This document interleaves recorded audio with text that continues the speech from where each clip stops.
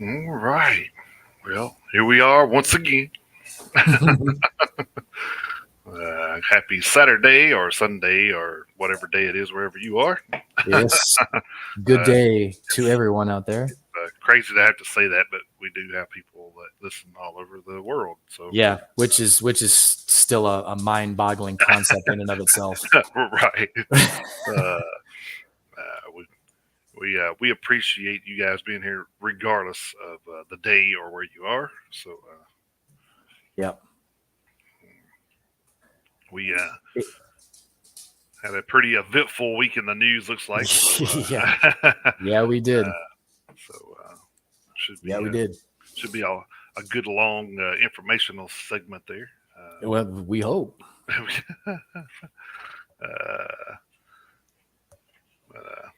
I guess we will kick this thing off like normal. I guess so. Yeah, let's not venture Yeah. too far from the norm here. Yeah. We'll jump into these birthdays real quick, and before we get carried away, and I'm sure we'll be in left field at some point. But Probably. oh man. So from the was it 17th, right? 17th through the 23rd, I believe. So April 17th, we had Maynard's James Keenan, of course, singer for Tool and A Perfect Circle, which we're not really fans of, but nonetheless, happy birthday to him. There's a lot of foreign names on here, so you will have to bear with me and apologize if I butcher some of this shit. But another April 17th birthday was Michael Eckerfelt, guitarist and singer for Opeth. April 18th, we had Mick Sweda, guitarist for the Bullet Boys, Kelly Hansen, vocalist for Hurricane, and I did not know this until recently, but now he sings for Foreigner, which is kind of crazy. Oh, shit. Okay. All right. Then we had Jace Fincher Jr., bassist for South Gang, Mark Tremonti, guitarist for Creed, Alter Bridge, and of course Tremonti, which he can also sing as well. So don't discredit that part of his accolades. Right. And then also on the April 18th, we had Heidi Shepard, one of the vocalists for the Butcher Babies. April 19th, we had Eddie Kramer, who was a recording engineer, producer, and photographer for Jimi Hendrix, Led Zeppelin, Kiss, a lot of big bands back in the late, or I guess 70s in general. So we had Rod Morgenstein, bassist for Winger, Tony Martin, vocalist for Black Sabbath from 87 to 91, then again from 93 to 97. And who knows, he may jump back in there again at some point. Yeah, he might. The way their relationship is, you never know. We had Rude Jolie, guitarist for Within Temptation. April 20th, we had Mike Portnoy, drummer for Dream Theater, and I'm not going to go along with his other accolades because it would be here all day. Yeah. But Mike Portnoy is very, very well in the drummer of every band. So very well traveled, that man. Yeah. Also, April 20th, we had Cal Swan, a singer songwriter for Bad Moon Rising. April 21st, we had Jerry Only, bassist for the Misfits. Juka, I told you I'm going to kill some of this stuff. Juka Nevalainen, drummer for Nightwish. Sorry if I butchered that, but April 22nd, Shavo Adagian, bassist for System of a Down. Aaron Fink, guitarist for Breaking Benjamin. April 23rd, we had Steve Clark, guitarist for Def Leppard, who unfortunately passed away in 1991.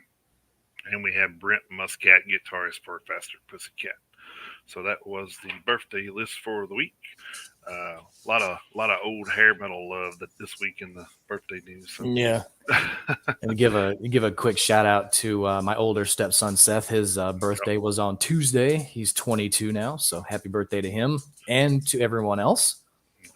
Yep, happy birthday to all those I listened, all those I forgot. I apologize. Happy birthday to you as always. And then if you are listening and you had a birthday this week, happy birthday to you.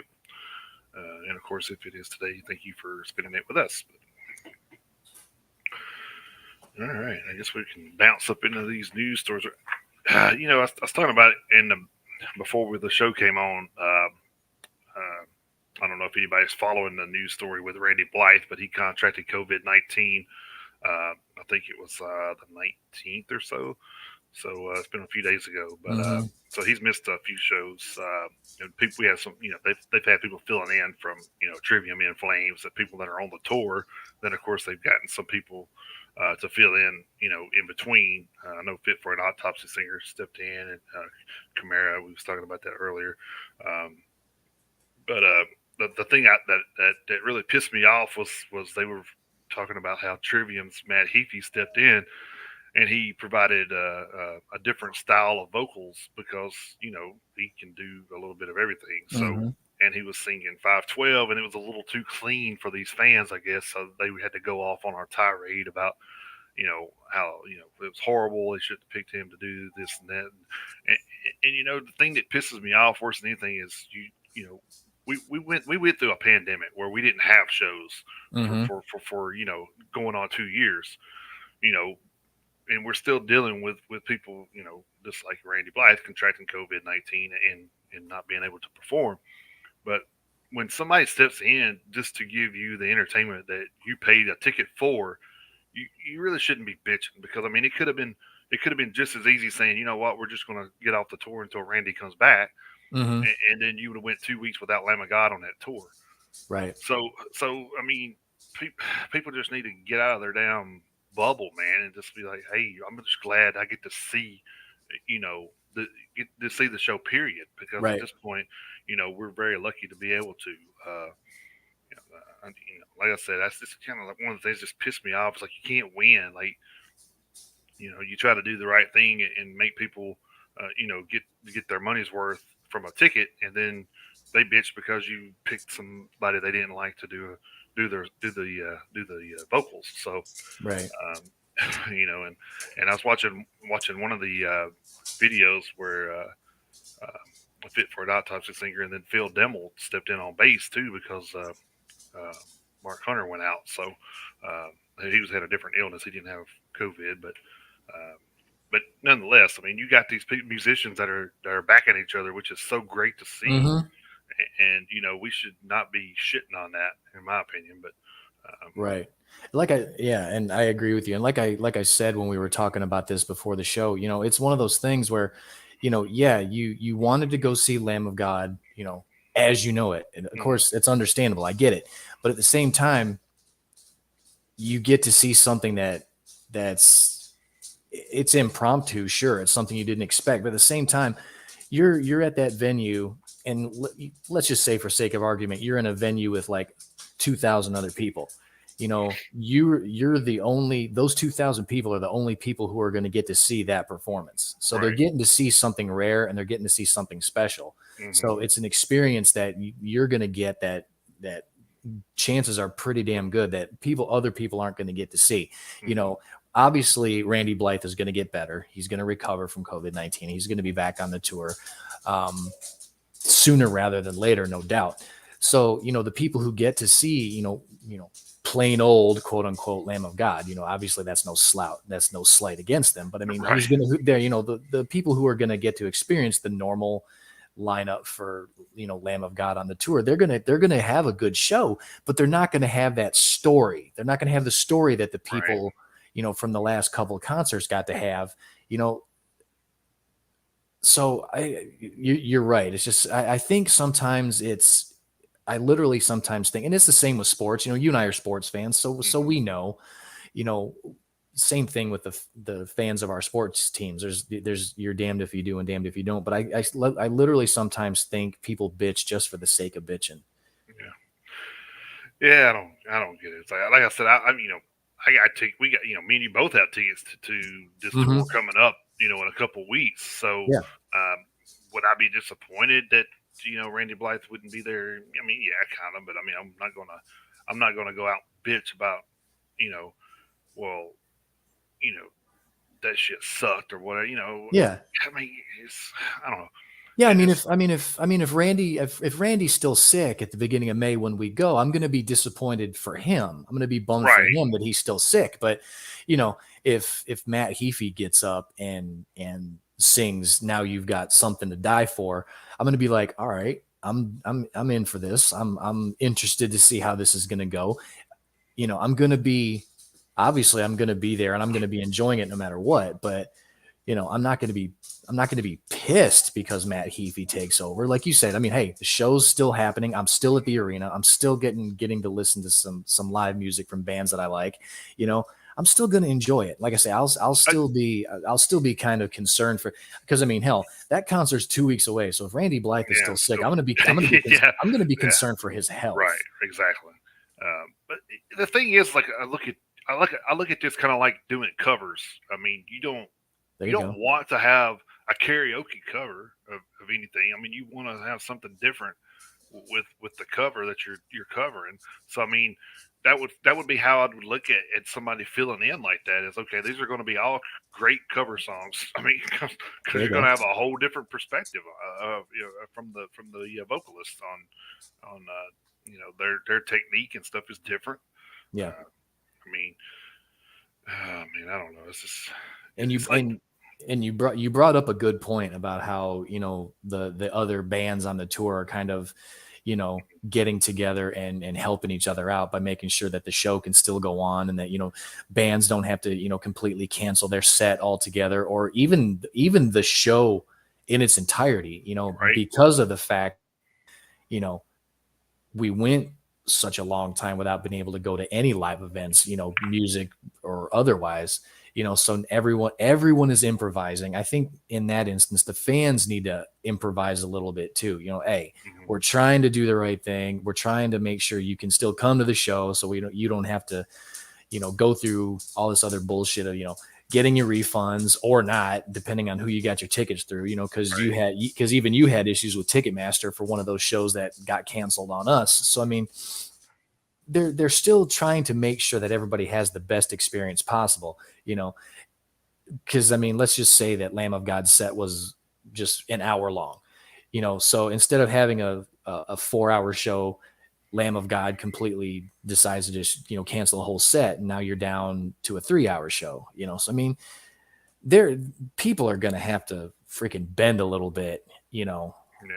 It's Well, just like I said, I mean, I kind of understand the frustration, but then again, you have to be, you have to put yourself on that side of things, and and looking at it from a fan perspective, it's really like this ticks me off how people are just so shallow and stuff mm-hmm. with their you know with their thinking on how this thing should. I mean, if you could do any better, by all means, step up there and jump up there on the damn stage, do it yourself. That's the way I look. I mean, that's the way I look at it. But you know, I get it. I mean, so Randy's got one of those voices. I mean, like some of the voices we grew up to, like Steve Perry from Journey. I mean, Mm-hmm. not just anybody can go out and sing like Steve Perry from Journey. I mean, or Rob Halford, unless you're Tim Owens, Right, yeah, but that's one in a million, uh, of circumstances. I mean, you can't, yeah. just know everyday Joe's going to go up there and start belting like Rob Halford. I mean, that's just not going to happen. Um, Yeah, I mean, it's kind of like back in the '80s when fucking James Hetfield stepped into that fucking pyrotechnics and got hmm his arm and his face and everything burnt. He got out of the hospital and he was able to sing, but then they had to have a guitar tech step in and play hmm the rhythm part. Could you imagine back then if Twitter and Facebook and all that shit was around? Be like, man, that guitar tech, man, he doesn't sound like James on the guitar, man. That's bullshit. They should just cancel the whole show if James couldn't play guitar. well, And James. that would have happened if Twitter and Facebook would have been around Yeah, back but the then. thing is, like, people would say that shit and not realize what they're saying because James isn't the known guitarist for Metallica. So Right. I mean, it's He's Kirk Hammett is the guitarist for Metallica. So right, but you but know, but you know as well as I do that somebody be like, man, he didn't play the oh rhythm. yeah, He didn't oh play the rhythm parts the same way, man. That was some bullshit right there. That's how that yeah. would. It would have happened. I hate to say how social media didn't come around a lot, until later in my wrestling career. So it would be kind of interesting to see how things would have been in the early beginnings of the late '90s when before Facebook and all that became a big thing Mm-hmm. of how like I mean YouTube was barely a big thing at that time. So I mean there was a it would be kind of interesting to see, even if you went back to our childhood and some of the we were talking about this the other day. I was like, some of the shit that we did as a child, I'd be making millions of dollars on TikTok right now. So. Yeah. uh, Yeah, we could have been unfortunately, we can't go back in time and record that shit. But right. We could have been retired by now. Yeah, it's true. oh man. Anyway, that was my rant. So we'll get off into the news stories. So. Oh shit! That was a logical rant, man. It really was. Yeah, it just ticks me off how fans are just never satisfied. It's like No, it they're kills not. me. It's like you know you still had Megadeth and Trivium and In Flames play Mm-hmm. full sets for you, Yeah. and you're gonna bitch about somebody being sick. It's like Yeah. I mean, pretty much that's what you're bitching. You're bitching because somebody's sick.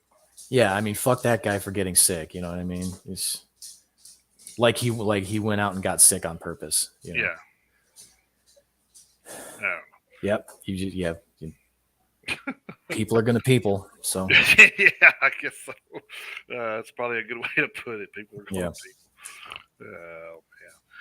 Yeah. All right. Well, there's a lot of news to get into. I guess we better get this thing rolling. So. Yeah, we better. All right. We're gonna lead off this week, and thankfully we made it through this week. We don't have any passings to report, so we're happy about that. So anyway, to kick off this week's not in the metal community anyway. Well, no, not not really. So. Not in this arena. So that's good. But to lead off this week, we're going to go over we're going to start at the PRP.com. Masked Metal Titan Slipknot have announced they are headed into the metaverse with the upcoming launch of their own Notverse. The group have partnered with the Sandbox to make their vision a reality, bringing the band and their activities into the digitally interactive realm, while also serving up NFTs and more. According to the band's website, Knotfest, quote, the roadmap will see unique NFTs and generative collections, plus metaverse concerts, gaming and fan experiences, unique collaborations, wearables, and much more, all in a concerted effort to increase the presence of heavy culture in the metaverse.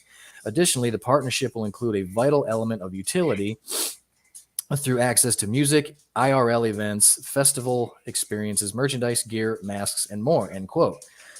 Slipknot percussionist M. Sean Clown Crahan commented, quote, when I started making Quake online in 1999 and Minecraft in 2011, it was another level.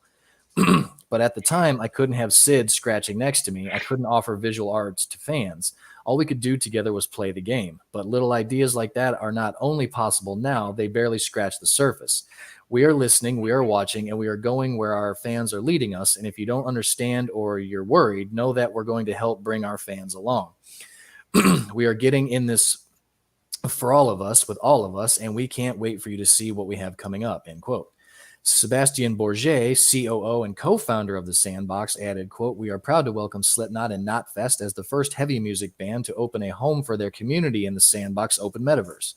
We're building the future of digital expression and social interactions, and this partnership invites a diverse, free-thinking new audience to experience the benefits of true ownership, where any Slipknot NFT can be used not only in the Sandbox, but on any other comparable platform, end quote. For more info, head to notverse.io. So again, we've talked about NFTs and stuff like that on here before. Still not really 100% kind of up to date on what all that really entails, but it's probably something that's going to be interesting. So kind of keep an eye out, and then maybe head over to that website, the notverse.io, to kind of look into it a little bit more and see what all it entails and stuff like that. So. I'm just glad they clarified what they were talking about when they said Quake. So, yeah. All right. I guess my first story is over from Metal Hammer. It's kind of a lengthy one, so bear with me. Retooled after one false start, Harriot are British metal's most exciting new band. When Harriot released a single Cleanse Existence back in 2020, the metal world lost its shit. A disgustingly crushing new take on metallic hardcore with scorching, skin on fire vocals, manic solos, and sludgy breakdown. It marked the band as an exciting new hope in less than 2 minutes. They followed it up with visceral singles, Recreant and Dispirit last year, and when the Birmingham Swindon upstart supported Svalbard on their late 2021 UK tour, social media was awash with almost as many gushing platitudes for them as for the headliners themselves. With expectations sky high for the forthcoming EP Profound Morality, introducing themselves to the world really couldn't have gone any better. In April, we signed with Church Road Records, and since then it's just been nuts. Says drummer Julian Gage. People know who we are, which is really cool, but it's been a bit overwhelming at times. For his bandmates, guitarist and vocalist Debbie Gout, the buzz around the band took on a new reality on a culminating night of the Svalbard tour. I don't even know if I'm saying that name right, but anyway, the first time Harriot had ever played more than 3 nights in a row. I hadn't been to the Dome in London before, she remembers smiling. When we loaded in, I literally thought we were in the wrong room. I didn't realize it was such a big venue. I've never had it where there's someone on stage doing your monitors. I was like, what do you mean there's a monitor guy on stage? Them playing it, I thought this feels like we're a proper band. For Julian, things started to get really crazy when Lamb of God guitarist Mark Morton tweeted his support. It happened when I was asleep, Julian said. I remember waking up on a Sunday morning and my phone was going absolutely mental. Mark Morton is my favorite guitarist, asked Debbie with a huge grin. He's been actively supportive, giving advice and checking in. That's absolutely amazing. It feels like Harriot have sprung from nowhere, but the more accurate term to describe their burgeoning upward trajectory would be Renaissance. The band initially formed in 2015, although back then they were a sludgy three-piece made up of Julian, vocalist, and bassist Jack Packer, and guitarist Erhan Alman. And even though they gained some traction playing the New Blood stage in 2016's Bloodstock Festival, by the end of that year, the first iteration of the band had came to a screeching halt, and they had disappeared on indefinite hiatus. Packer moved to Bristol and went to uni, and then it engulfed everything, explains Julian. We lost momentum. I was working a job that was killing me, working 60 hours a week. There was a point where I was going to stop playing drums completely because I couldn't be bothered anymore. Today, been they're keen to disown their doomy early music, citing Harriot's current lineup and musical output has a new chapter. The 2019 Deb, a long-term friend of the band, was invited to join the ranks and proved to be the spark they were missing, bringing her love of noise bands like the Chariot into the mix. Almost immediately, the band started writing new material that proved transformative, boiling down metalcore, industrial death, and doom metal into an intense, thick as tar claustrophobia, endued by Deb's free flowing guitar style and shrieking squalls. Occasionally, flashes of melodic vocals inspire light at the end of the dark, filthy tunnel. I remember when we were recording Clean's Existence, we added those industrial bits, and collectively we were like, oh my God, laughed Deb. Now we're quite conscious of that industrial element, but we were never like, let's put industrial elements in. We just experimented with it. Despite its brute force, the 8 tracks that made up the new EP, Profound Morality, just juxtaposed the band's oozing, thrashing, layered sound against nuanced concepts. A lot of our songs are about being let down by the system, says Debbie, who writes the lyrics with co-vocalist and bassist Packer. For Clean's Existence, I was really bothered about the case of a child abuse a few years ago where this kid had been neglecting and died an awful death. But when you break it down, if you look at the parents are clearly needed help, even though they were monsters. Social services had let the kid down, but are they being funded enough? I'm not saying that I sympathize with people who get to a state where they're violent. It all boils down to a system that is reactive, not proactive. At the time of writing this, the bands are about to set off on a UK tour with Rolo Tomasi and Pupil Slicer, two bands with discerning fan bases and who are equally dedicated to pushing heavy music to spontaneous, volatile new heights.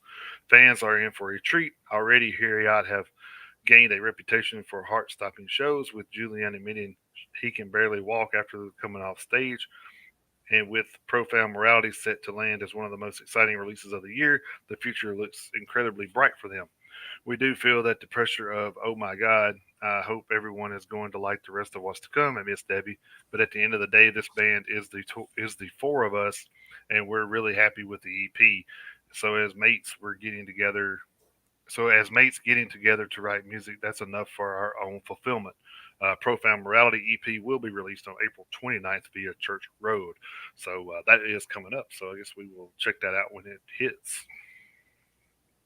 Yeah, that'll probably just by the description of it makes me want to fucking listen to it. Yeah, right. Like, yeah, I'm in. Yeah, I'm in. I'm gonna listen to that.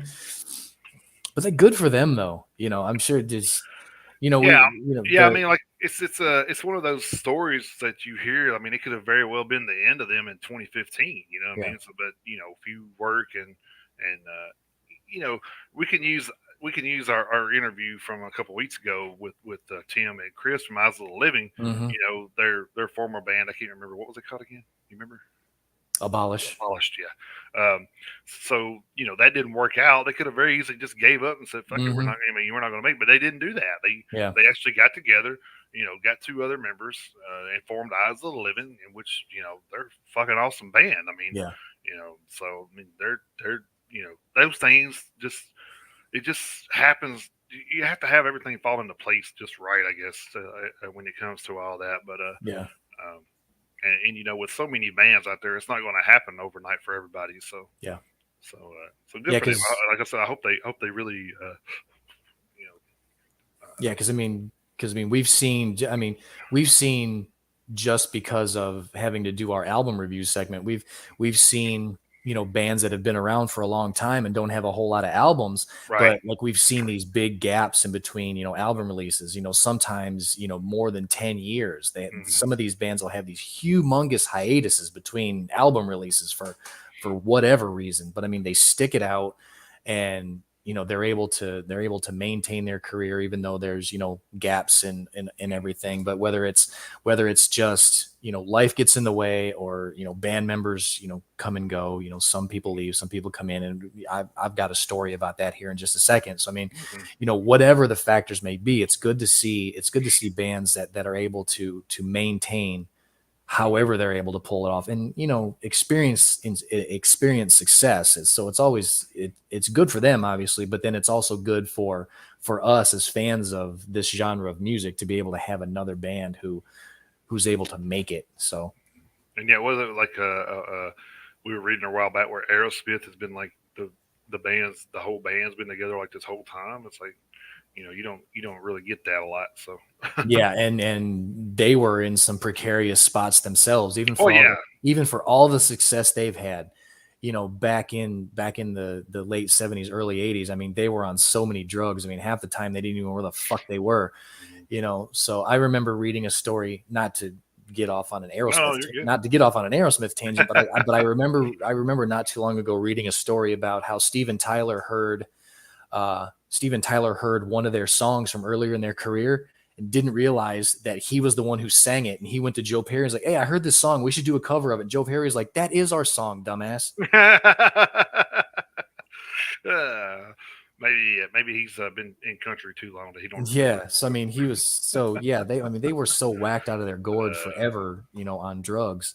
So yeah, but I mean, good. Congratulations to them. That's no excuse though. Ozzy remembers all of his shit. So. Yeah. Well, as far as we know, anyway. Yeah. Which reminds me, I still need to let you borrow his autobiography so you can read it. It's great. So. Oh yeah, most definitely. Yeah.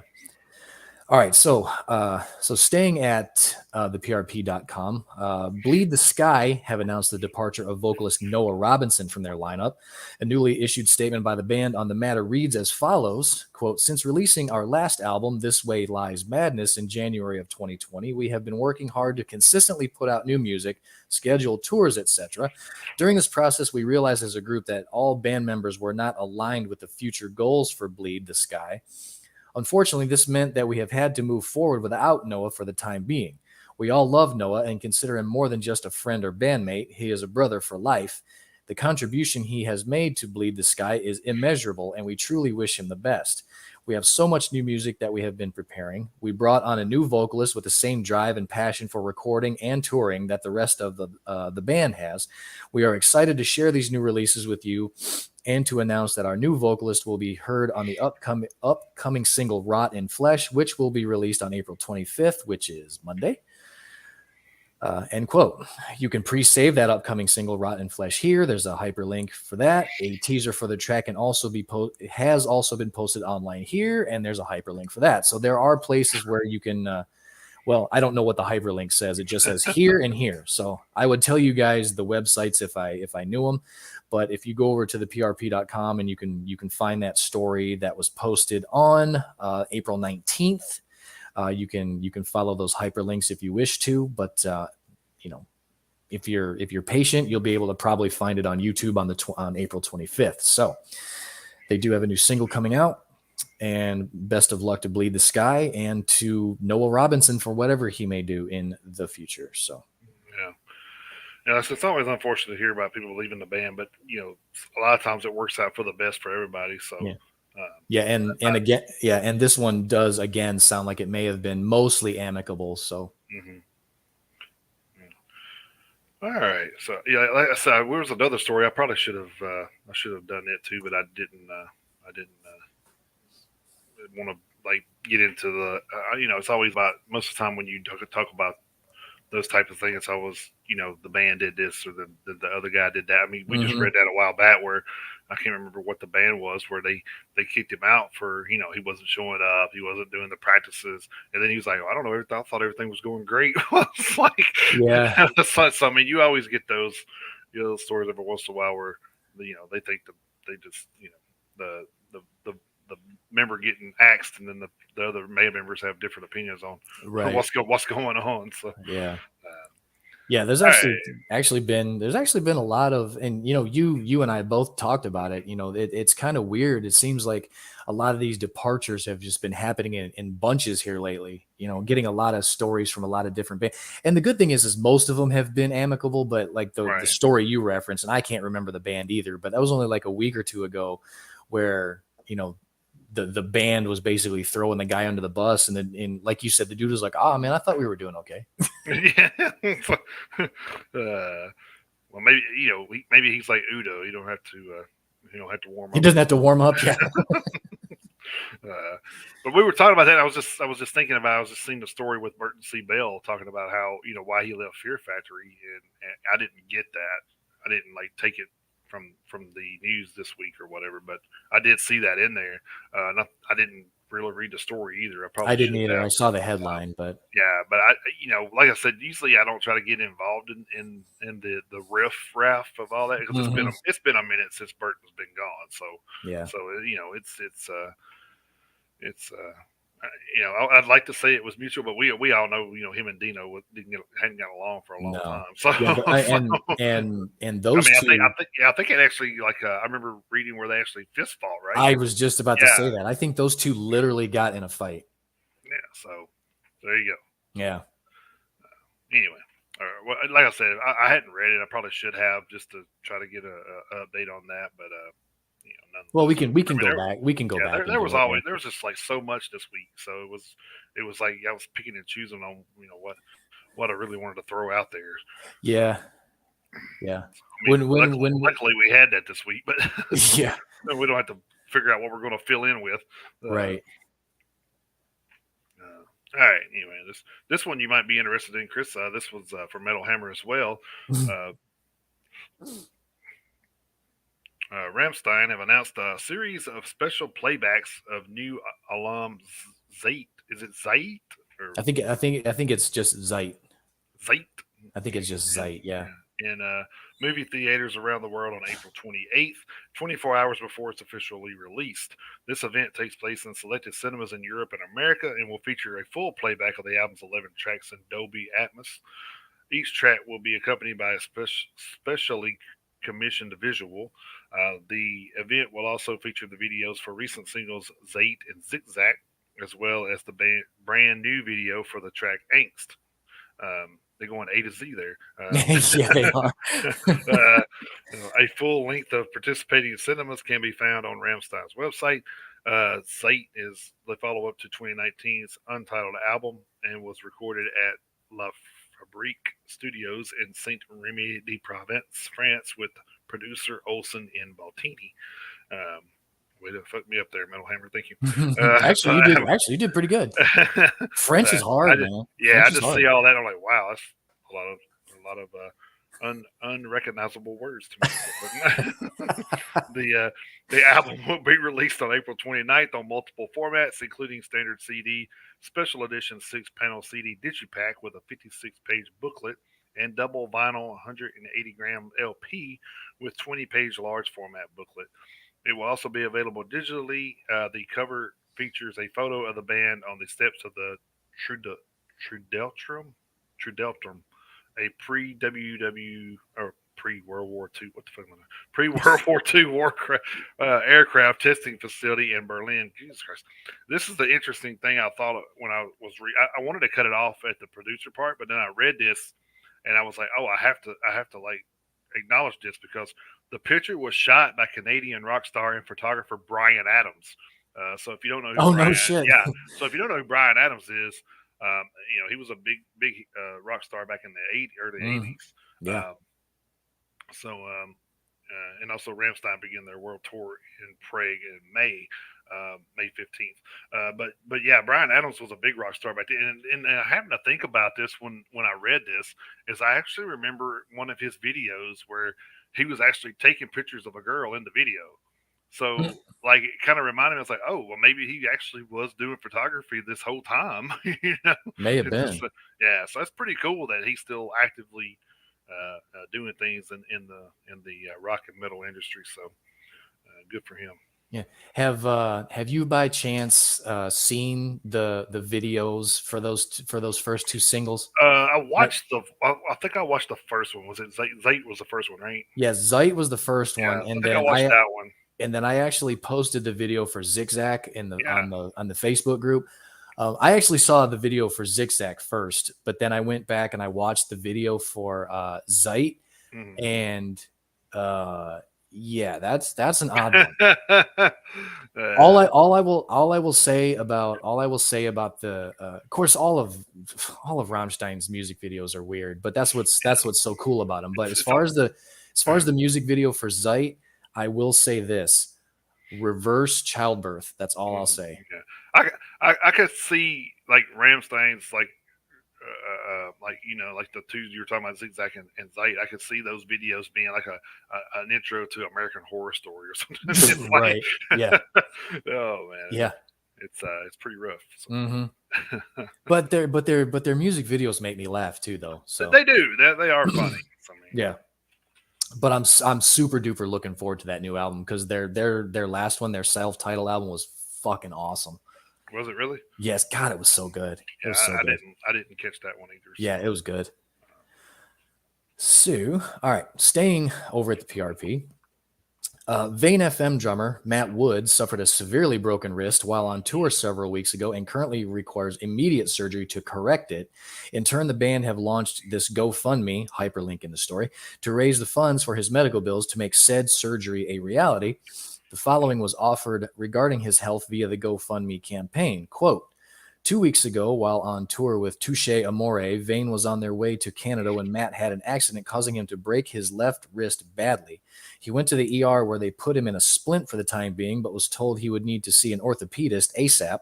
Matt was evaluated by an orthopedist this week who told us that he has a distal radius intra-articular 3-part displaced fracture and he would need surgery immediately if he ever wants to be able to drum again.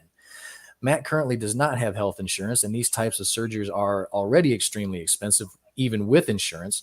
Right now, we've been given a cost estimate of $15,000, but still do not know for sure what the grand total will be. We've come up with some money ourselves, but Matt has a long healing journey ahead of him. He'll at least have 2 months to recover once surgery is done, with many follow-up visits, and will most likely need physical therapy. Matt has dedicated his whole life to drumming and gives everything to every band he's involved in.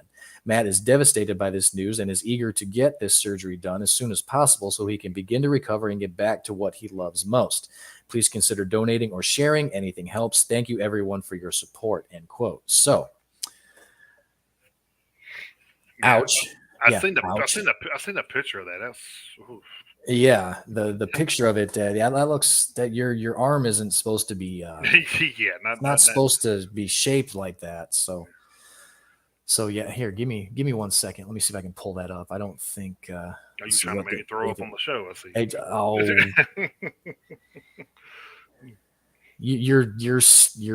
You don't have that weak of a stomach. Get out of here. So. And it's not even the worst, it's not even the worst broken bone I've ever seen. But I mean, it's just one of those things where it's like, it's probably shouldn't be in that shape. So right. Give me 1 second here. It's around here somewhere. I should have fucking used my brain and had it actually pulled up to begin with. If I was gonna show everybody. I didn't realize I had to go back so damn far. Oh, there it is. All right.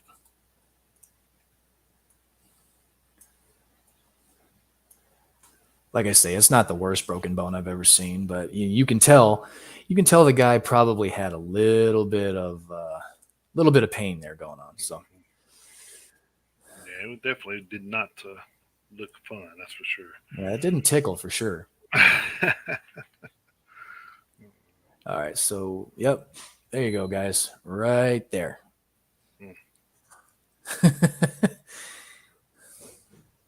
Ow.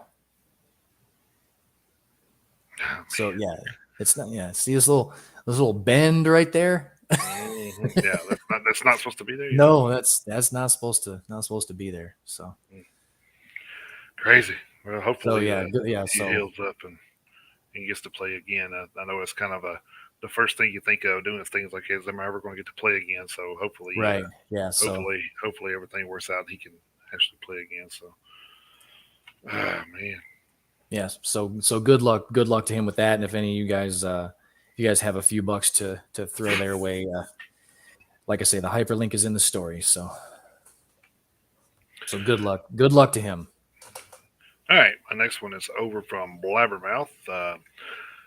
Metallica guitarist and horror memorabilia collector Kirk Hammett will moderate the original Monster Kids panel at Midsummer Scream, the world's largest Halloween and horror convention, which is set to make its return to the Long Beach Convention Center in Long Beach, California this July. The 90-minute panel will feature family members of some of the most iconic monsters in cinematic history, including Sarah Karloff, the daughter of Boris Karloff, Ron Chaney, grandson and great-grandson of Lon Chaney Jr. and Sr., Lynn Lugosi Sparks, granddaughter of Bela Lugosi, and Victoria Price, daughter of Vincent Price, which any horror fan knows Vincent Price is deep into the horror culture. So all of them will share personal family stories, photos, and perhaps a home movie or two, according to an official announcement. Hammett is a longtime friend of the Karloff, Lugosi, Chaney, and Price families. Midsummer Scream executive producers said, "We couldn't be more excited about bringing this panel to the community. Through the years, we have hosted some pretty spectacular moments on our stage. Having these kids and grandkids of such important horror and pop culture icons is not only a thrill, but also important and a very special look into the private lives of Hollywood royalty. The original Monster Kids presentation will take place in the main stage ballroom on Saturday, July 30th at 4:30 p.m. at the Long Beach Convention Center." Hammett released a coffee table book in 2012 called Too Much Horror Business that featured photos of his extensive collection of monster and horror memorabilia. He displayed a portion of his collection in the Kurt's Crypt exhibition during the 2012-2013 Orion Music Plus More Festival. The Metallica guitarist is also known as the Fear Festival horror convention organizer. Hammett previously stated about the parallels between horror movies and heavy metal. Heavy metal and horror movies come from the same sources, they come from the same seeds, they have a lot of the same imagery and subject matter and whatnot. And for myself, part of the appeal of horror movies is coming in contact with my own mortality, but not having to pay the price, or like reliving a death or something without having to go through the actual experience, bringing yourself to a point where you're maybe in a state of fear, but for your own pleasure. He continued, watching a good horror movie makes my adrenaline go, and for me, it's great. It's the ultimate. I mean, some people like action films. Me, I like horror movies. As previously reported, Hammett's first solo release, Portals, will arrive on April 23rd, which it came out yesterday. The Mhm. all instrumental four song EP will be available digitally and on CD and Ocean Blue vinyl for record store day. The effort was recorded in Los Angeles, Paris, and Oahu, and was produced by Hammett, who drew inspiration for the songs from horror movies, classic music, and the work of Ennio Morricone or Morricone. I don't know. Those Ecstasy of Gold has been opening Metallica live shows since 1983. This music was created with what I described as an audio cinematic approach, Hammett said in a statement. They're soundtracks to the movies in your mind. So man, Hammett stays pretty busy, seems like. So He even does. outside of Metallica. So, Yep, he does. but I think that's pretty interesting. Like I'm sure him and Rob Zombie get along very well. So, You would think, yeah, you would think. because he's definitely got an extensive. I don't know if you've ever watched the Crib episode of Rob Zombie, but he's definitely got a I extensive horror yeah. collection. So, Yeah, I mean it's been years and years since I've seen that episode, but yeah, yeah, I do recall watching that one. and So, they no telling what he's accumulated since then. So, oh God, he uh, probably doesn't even live in the same house because of it, you know. oh So well, hell no, there's no way. So, either that or he just has another house. He just well, has that another true, one. that true. You know, he just uses that for his memorabilia now. So, Right. Yeah. Yeah, he's uh, probably got his live-in house and then he's got his like collection house, mm, probably something like yeah, that. which All right. which surprised me. Like I said, like when you see all these houses of fame like that go up for like sale or something like that, you always think, you know, well, Rob Zombie would probably buy something like that, you know. Right. Or, you know, it'd be Yeah, kind of cool. It'd be yeah, kind there of are cool, I guess. certain people who come to mind in certain situations. Yeah. Well, I mean, I guess it'd be kind of cool if you're a horror enthusiast like that, and then you're able to buy, like say the Texas Chainsaw Massacre original house or something, Hmm. which you can't do that because it's a restaurant now. Yeah. But Well, like that. Well, the funny thing is like the Amityville Horror House. I mean, that house was for sale not too long ago. yeah, Like yeah, as an actual house. I mean, not even as right, like a tourist attraction. Is right, literally up for sale on a real estate. yeah. No, thank you. Yeah. So I think it was on like realtor.com or Zillow or some shit like that. That it was literally up for sale for somebody to move into. So Hmm. all right, staying over at the PRP for one more. So what you're saying is part three of that series is coming out soon. Probably, yeah. Yeah, probably Uh, be on your local news yeah. local news channel. Yeah. Judas Priest vocalist Rob Halford has long held the nickname of the Metal God, and it would appear he's taken it to heart for his next literary adventure. That book has been titled Biblical, Rob Halford's Heavy Metal Scriptures, and will find the 70-year-old sharing in-depth stories and anecdotes on what he has learned throughout his over 50-year journey in the world of metal and rock and roll.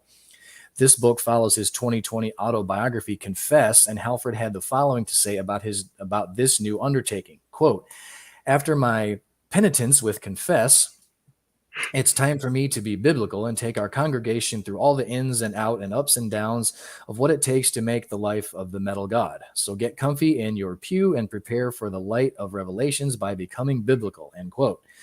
The book will be published by Hatchet Books on November 1st and is available to pre-order here. And as usual, there's a hyperlink in the story that'll take you to where I'm sure it's the Hatchet Books website. So go pre-order your copy now. I still have yet to read his autobiography. I still need to get around to doing that, but I'm sure this new book will be just as entertaining. So, All right. Well, I what is only got one more, and it's kind of a discussion piece. So okay? So I mean, I'm only like halfway done. So do you want me to try to get through these as quick as I can, and then we can go through your discussion piece? Yeah, you can do a couple, and then we'll do the discussion. I don't want to like just blast you through Okay. 5 stories. So we'll just kind of throw it in the middle there. Okay. All right. Yeah, we can do that. All right. So what I'm going to do then is I actually have 3 Kiss related stories. I'll go through those real quick, and then we will get to that last one of yours. So we'll just go ahead and do that. I'll get these moving over to metalsucks.net for this first one. Like I say, this is Kiss related, but here is the story. Man, these days rock artifacts are becoming a little economy unto themselves. In 2019, a pizza plate Kurt Cobain wrote a set list on went at over $20,000 at auction. And this week it was announced that the Fender Mustang that Kurt played in Smells Like Teen Spirit video was going up for auction. And Jason, you had that story last week. Now it's been revealed that the original sketch of the Kiss logo by guitarist Ace Frehley is going up for auction, and the starting bid is $50,000. As reported by Ultimate Classic Rock, the original art is going up for auction via Gotta Have Rock and Roll, which focuses on rock collectible auctions. Here's their description of the item. Quote, Kiss logo original artwork 1973, hand-drawn and designed by Ace Frehley with COA, Certificate of Authenticity, signed by Ace Frehley. For years now, we have all heard the story of the creation of the Kiss band name and Kiss logo. Paul Stanley thought of the name, Ace designed the logo, and then Paul refined the logo. But from the Paul and Gene perspective, we were never shown what the original version of the logo looked like.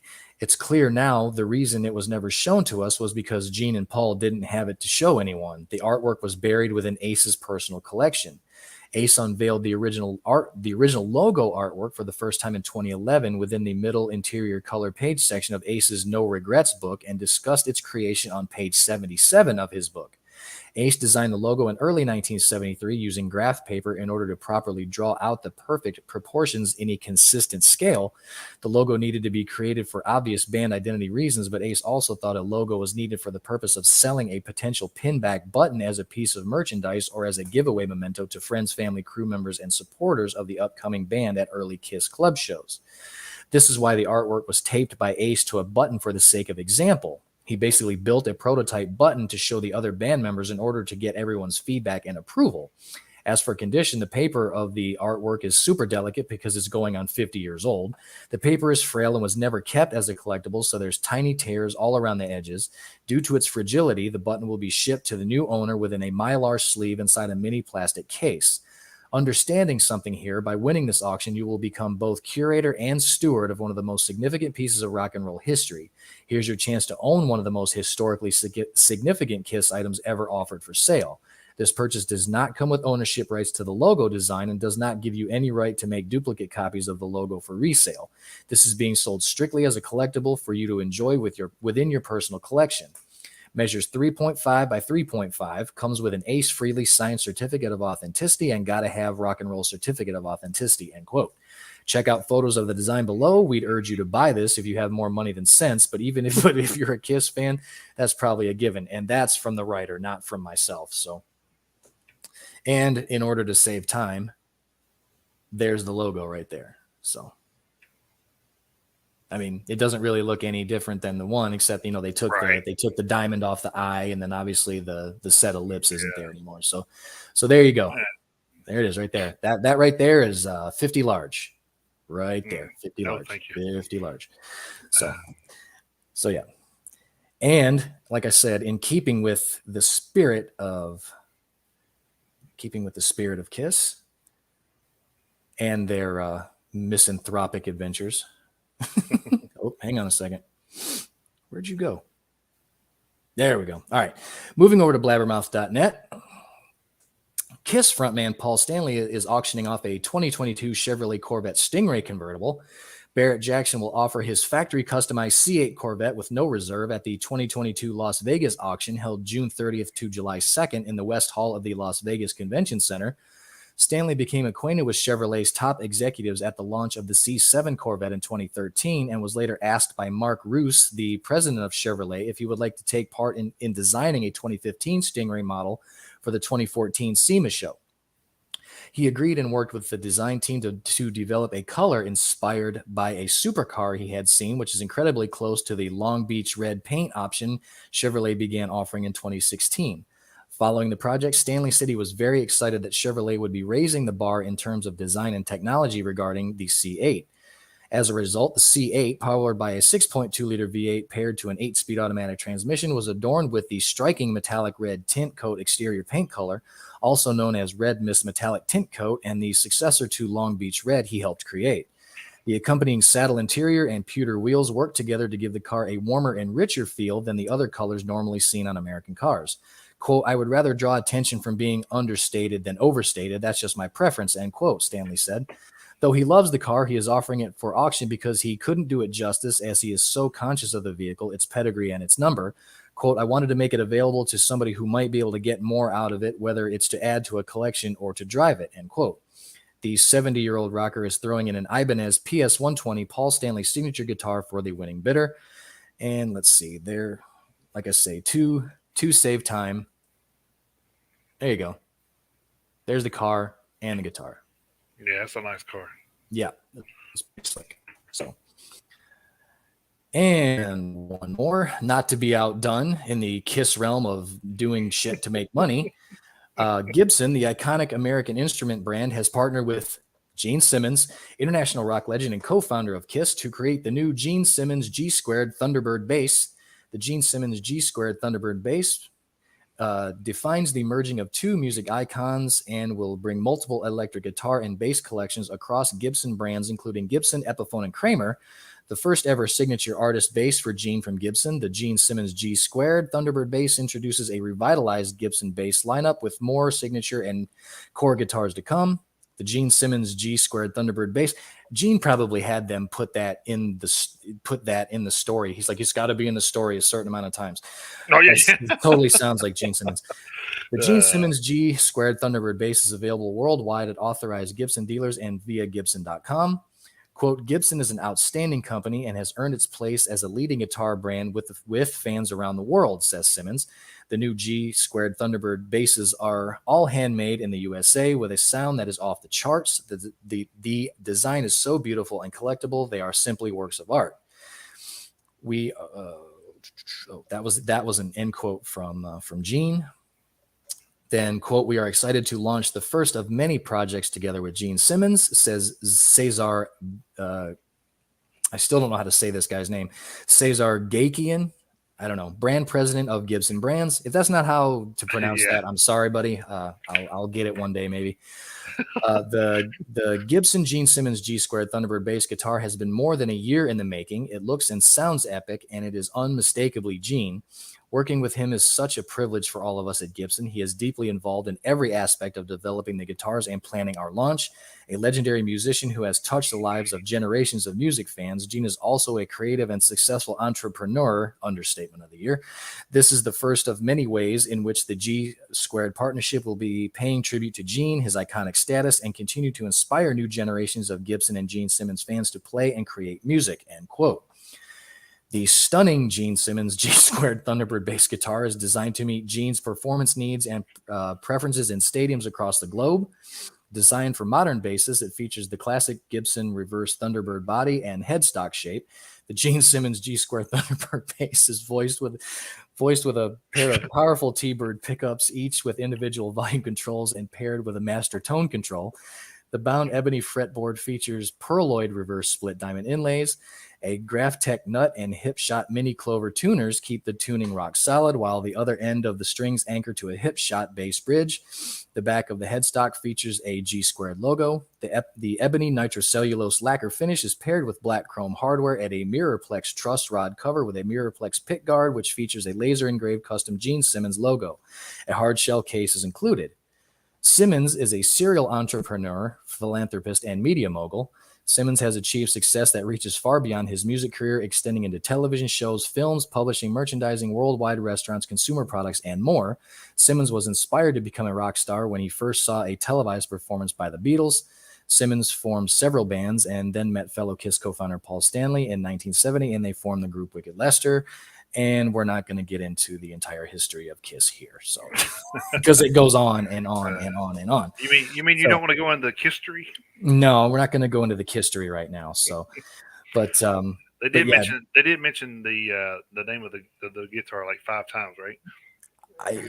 I think it was more. It was like 5 times in the first paragraph. That's why I kept laughing, because every time I had to say it, I was trying to keep count in my head, and I lost count at some point. So yeah, Kiss is the members of Kiss are never one to miss out on the opportunity to make a buck. You can definitely say that. So right. I wanted to. You were talking about Kiss and seeing that fucking headline. Where was it? It's like. I don't really get mad about much, but when when these like websites or magazines or whatever word things a certain way, it just kind of like ticks me the hell off. God, which one was it? Was it? All right, maybe it was Loudwire. I think it was Loudwire. Yeah, Gene Simmons defends Mike Tyson for punching fan in the face. I don't think anybody needs to defend Mike Tyson. I'm sorry, no. But I think he could do that all on his own. Yeah, and did you see the video of that? He definitely defended himself quite well. Well, yeah. I mean, it was dude threw something at him. So I mean, it's like I don't know. Oh, And hey, plus it was found that dude had like some erratic and other behavior on flights before. So I'm just like, well, have y'all not like done something with this guy already? Yeah. You're gonna wind up getting killed on a plane, fucking with somebody like Mike Tyson or Jason Statham or some shit on an airplane. It's like, yeah, can get fucked up. But hey, I mean that's assault, brother. So I mean it's no wonder Mike went off on him. Yeah. It's like Ricky Rocket and all these people that haven't been in the news in like 50 fucking years are coming out like, oh yeah, Mike Tyson does not need you representing him unless you're a fucking lawyer. I mean, yeah, no, he totally doesn't. It's like Jesus Christ, people come on. I don't know why they think this is any of that's freaking news. Honestly. Yeah, and just so you guys know what the I'm not saying the name of it again, but oh come on, yeah, just so you know what Gene's new bass guitar looks like. There it is, right there. So it's actually it's pretty slick. That's for damn sure. Yeah, it's slick. But yeah, there's what it looks like right there. So wow. Oh. All right, I guess I'll jump into this little story here. It's going to be a little debatable, I think. Depends on you're probably not going to have much input on it because of the genre it is. But anyway, I think this was over from Loudwire. Yes, it was. They love their top 10 stuff, so they do. They really do. Almost as much as we do, but yeah. Despite its status as a subgenre of metal, the term metalcore encompasses a pretty broad church of artists, with its proponents leaning on everything from death metal to radio rock as they make music under the metalcore banner. A lot of these bands contain vocalists who sing and scream, and for the list, we've focused on the artists who are the best when it comes to the more melodic side of metalcore vocals, as it's this element that can often be the difference between success and mediocrity. There were a whole host of names to choose from, but we've whittled it down to the 10 that we think are the best. So let the debates rage. The 10 best clean singers in metalcore, and they clean up nicely. The first one they had on the list was Bjorn Strid from Soilwork. Soilwork frontman Bjorn Strid is a serious crooner, while the band's sound has a flitted between metalcore and a style that leans more on melodic death metal. One constant has been Strid's excellent vocal delivery, with his broad range making Soilwork's music more palatable than many of their peers. Like many of the vocalists who feature on the list, one of Strid's greatest qualities is the variety of vocal styles he can adopt, as he regularly moves between melodic, clean singing and more guttural growls with ease. I don't know if you're familiar with Soilwork too much, but yeah, I know of Soilwork. Yeah, they're I could probably agree with that. Should he be on a top 10 list? Yeah. Not when it comes to some of the other bands I think should be listed here, but we'll see. Um, Second one was Matt Heaphy from Trivium. Trivium has steadily grown into one of metalcore's biggest names, and charismatic frontman Matt Heaphy has been the key to their success. Heaphy can always be relied upon to deliver strong vocal performances, and as his career has progressed, the Trivium frontman's vocal style has become more varied and all-encompassing, with the band's catalog including songs composed entirely of both clean singing and screaming. A well liked and respected talent, Heaphy is up there with metalcore's best. Would probably agree with that one at least. Mm-hmm. This one I know we're not going to even have an argument about, but Howard Jones, Light the Torch, and of Killswitch Engage. No. The talents of Howard Jones are a big reason why Killswitch Engage became a metalcore behemoth in the 2000s. A big presence on stage with an even bigger voice, Jones continues to be one of metalcore's finest singers in his role with Light the Torch, who he joined following his exit from Killswitch Engage. All metal fans will be aware of his career-defining turn on the Killswitch Engage track "My Curse," in which Jones delivers an emotive and strident vocal performance that showcases his vast talents in full. Which me and you both can probably attest that we don't think there's too many people out there that can hold a light.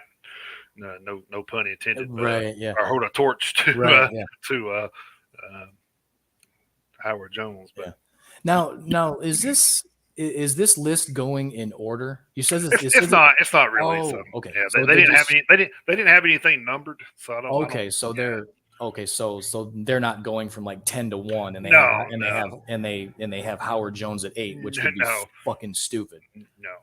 Okay, I'm just making sure. The next one was Spirit Box, Courtney LaPlante. The metal band of 2021, Spirit Box, are led by a frighteningly strong vocalist in X. I Wrestled the Bear Once vocalist Courtney LaPlante. I Wrestled the Bear Once. Oh, well, that must be a Tracy Smothers cover band. Whether she's screaming her heart out or delivering her silky smooth, clean vocals, there's no one in the scene doing things like her. LaPlante's gorgeous singing is on display throughout Spirit Box's critically acclaimed debut EP LP, Eternal Blue, a record which suggests big things beckon for a band whose singer is already an absolute titan. To be in a top 10, and like I said, I guess when I get to the end and I mention these other three bands I think should be on the list, you'll probably understand a little bit more why she probably shouldn't be. I haven't even listened to that album yet.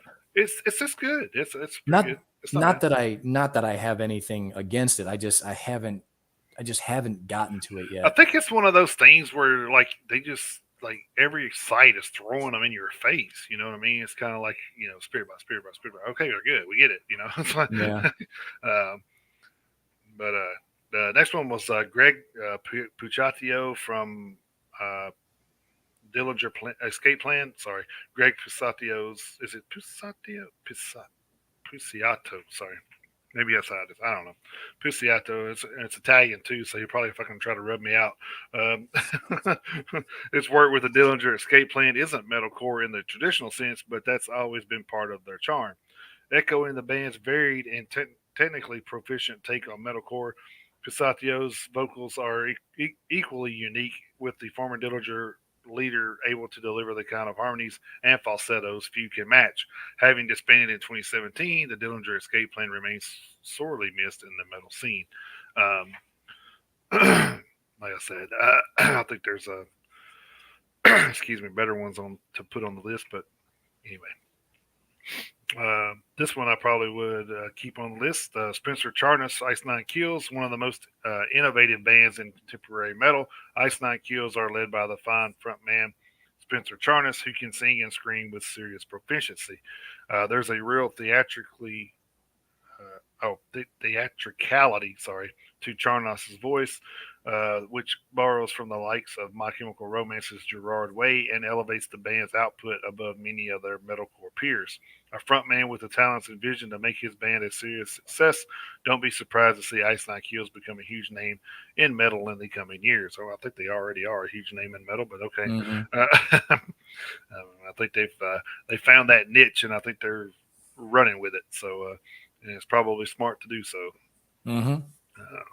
The next one was Danny Warsnap from Asking Alexandria. The raw talent of Danny Warsnap can't be denied, even in Asking Alexandria's early years as a more run-of-the-mill metalcore outfit. His vocal abilities stood out, and as the band have grown into a more respected and mature group, so too has the respect for Warsnap's abilities become more widespread. A metalcore vocalist more in the guise of a classic rock frontman, Danny Warsnap's singing style sounds great whether it's fronting Asking Alexandria or the straight up rock style of his side project, We Are Harlot, which I have not heard that side project, but he definitely has a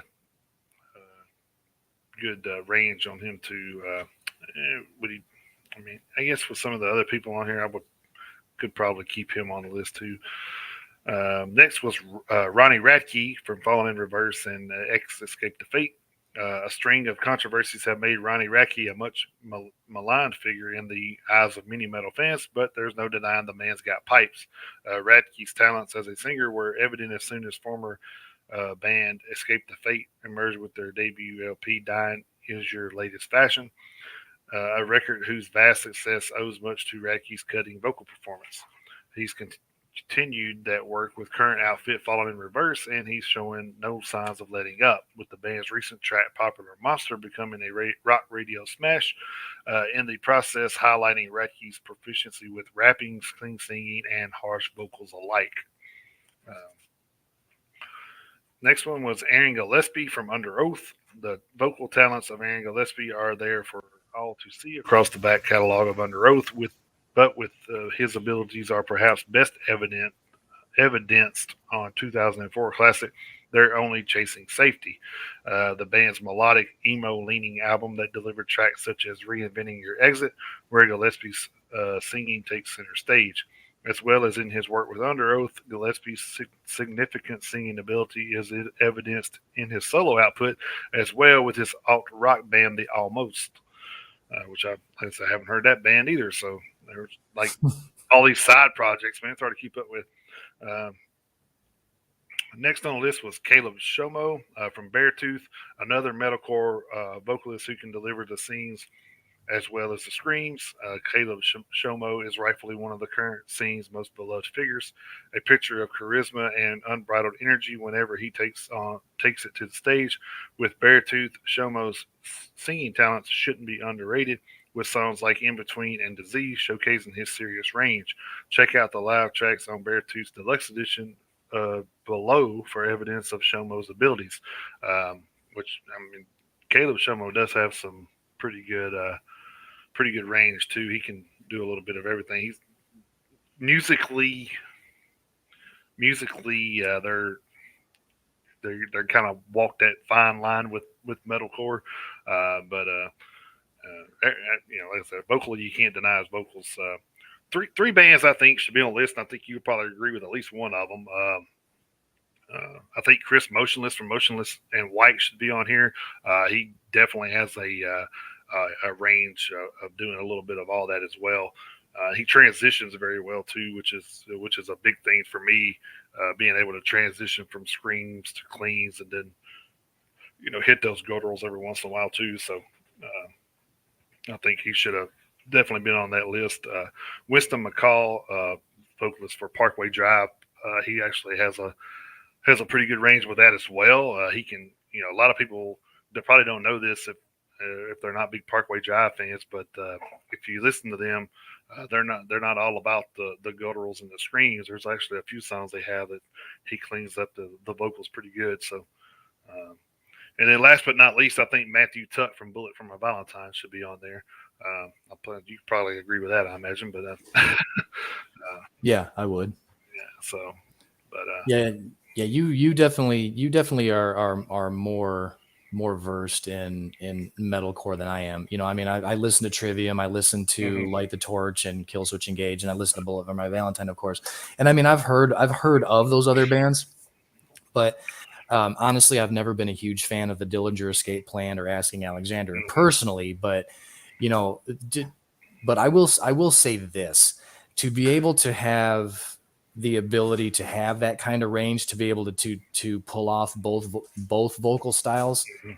I mean, regardless of, whether or not I'm a fan of one band or not. I mean, you can't deny that that's a talent, because not everyone can do that. No, And it's especially do it well enough to have a career like some of these bands have had. So, yeah, and let's throw this out there too. So we found out from a recent interview back in February. John O'Connor from one of the last. He does all the vocals. So if you haven't heard one of the last, that in the entirety is John O'Connor. So if you hear screams, cleans, whatever you hear on there, that's all him. So I definitely think that guy would be in a run for some of this stuff at some point. But once they get a little bit bigger. But yeah, hopefully they have the career longevity to be in the discussion at some point, because like you say, all these even even the top 10 lists we put together they're all subjective, and it's totally fine, because they're fun to do, and then they're fun to talk about. Mm-hmm. And especially you and I, we don't take them so seriously that we get into arguments about it, because I mean there's no point, because like you said, you added 3 bands to the list that they didn't put on there. Mm-hmm. But if you talk to somebody at Loudwire, they'd probably be like, oh yeah, I can see it. Mm-hmm. I mean, unless they were being well, totally so the thing is, like, in my opinion, like Spirit Box, yes, they're good, they're new, and they don't have that longevity under their belt yet. Sure. So you have these bands like Bullet from a Valentine and Motionless in White, Parkway Drive. All 3 of those bands have been around for over a decade. So well established. So, yeah. Absolutely. So I mean, they're well established, and I think your more well established bands should be on lists like that. You shouldn't just throw somebody that's new and only had one album to throw them in that mix like that, because as you know as well as I do, 2 or 3 albums in, shit changes. So so yeah. unless you got that longevity of being consistent with your vocal range, then I don't think you should be mentioned in the mix. Yeah, once she gets 2 or 3 albums under her belt, and she's not, she's still able to do the things that she's doing now, and not and they're not changing anything, then yeah, I mean, I could say put her on the list. But right now, they're just too new and too new to try to put them into the caliber of singers like Howard Jones. Especially right. Especially under the guise of an all-time list. I mean, right. I mean, you're like you say, you're one album in, and you're already, being lumped in with all-timers. I don't know. Like I say, I haven't listened to the album yet, so I don't know. But I'm not knocking her at all. I mean, she's of course not. But it seems a little early. Even like I say, exactly. even though I haven't heard the album yet, it still does seem a little early to me. So, but still a good list, because I have heard of every single one of those bands. Like I say, not the biggest metalcore fan. There are bands I do listen to, in the subgenre, but again, you and I have talked before how about there's subgenres we gravitate towards more than others, and that's one of them for you, and not quite so much for me. But there are bands that I like. So you knew more about those guys than I did. So, but yeah, the talent is definitely there. Absolutely. And that's one of the reasons I did it too, because that's kind of one of my go-to genres. So, so yeah, it's kind of like right in my wheelhouse. So I'm just like, sure. I was reading through it, and I'm like, yes and no. Yeah, whenever you see that, sometimes you're like 10 best this. You're like, okay, all right, I'll bite. Yeah, right. All right. Well, that was all the news that I had. So okay, I got a couple more. I'll try to get through these relatively quickly. I don't think they're super duper long. All right, staying over at Blabbermouth. Tony Iommi's longtime guitar tech Mike Clement is in an induced coma after taking a quote unquote serious tumble while working at his business. Clement has worked with the legendary Black Sabbath guitarist tech for more than 3 decades. Before hooking up with Iommi, Clement was Motorhead's tech for 3.5 years. Earlier on Tuesday, April 19th, Iommi shared a photo of him with Clement on social media, and he included the following message, quote, "Ongoing sad news about my tech and good friend Mick Clement, who took a serious tumble while working at his business. He's been in an induced coma and is thankfully starting to show signs of progress. Our thoughts are with his family. He has been a key man with me for over 30 years, end quote. According to Home of Metal, Clement fell, quote unquote, into the rock and roll industry in the mid-70s while still at college in Manchester. Mike became a lighting designer working with a diverse range of artists in the late 70s, including Roy Harper, UK Subs, and Wah Heat. After a drunken encounter with an old friend, Ian Wilson from Sad Cafe, a local watering hole, at local watering hole Mulberries, he was persuaded to take a new career direction looking after backline. Taking up the challenge, he spent the next 4 years working with Motorhead, looking at Lemmy and Michael Wurzel-Burston. In early 1990, he got a call to be guitar tech for Sabbath and has been there ever since. In February 2017, Sabbath finished the End Tour in Birmingham, closing out the quartet's groundbreaking 49-year career. The End was Sabbath's last tour because Iommi, who was diagnosed with lymphoma in late 2011, can no longer travel for extended amounts of time. Iommi revealed his cancer diagnosis in early 2012. Shortly after Sabbath announced a reunion tour and album, he underwent treatment throughout the recording of the disc titled 13 and the subsequent tour to promote it. So hopefully Mr. Clement will recover and come out of that coma, and he can, hopefully he'll fully recover to at least to where he can get back and to work and be with his family and everything else again. So we'll kind of keep our eyes out for that and see if we get any updates on the progress of his recovery. So, and last but certainly not least, talking about Trivium's Matt Heaphy.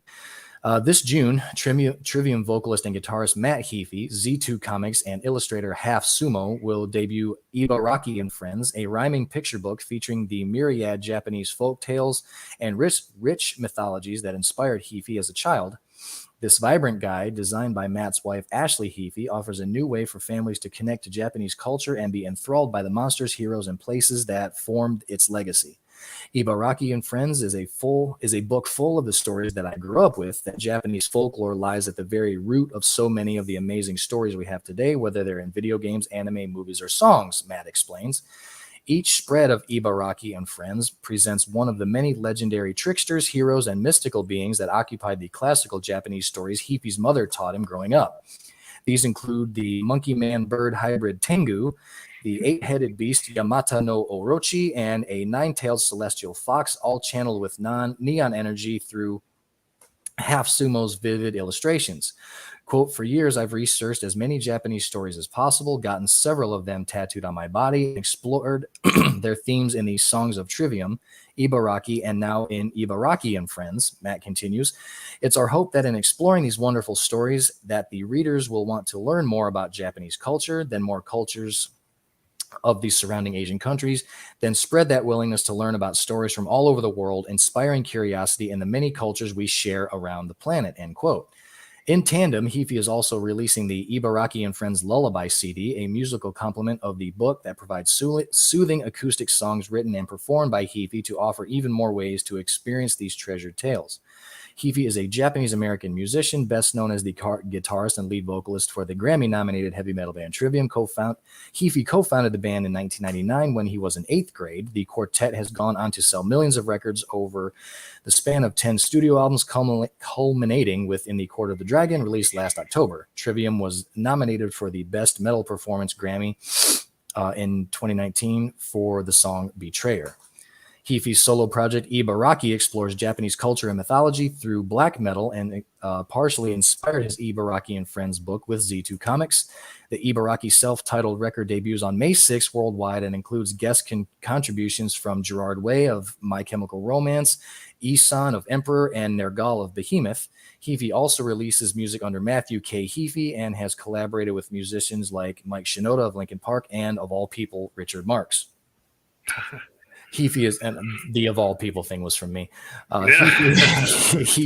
Heaphy is also an avid gamer, practitioner of Brazilian Jiu-Jitsu, and food connoisseur.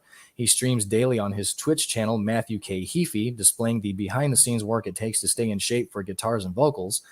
Playing Trivium songs by request every day is a new show made by the fans for the fans.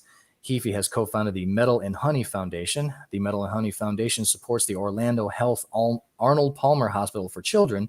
100% of the proceeds directly benefit the music therapy program. So, needless to say, Matt Heaphy has a lot of irons and a lot of fires. So, who wants Arnie Palmer's? Arnie Palmies.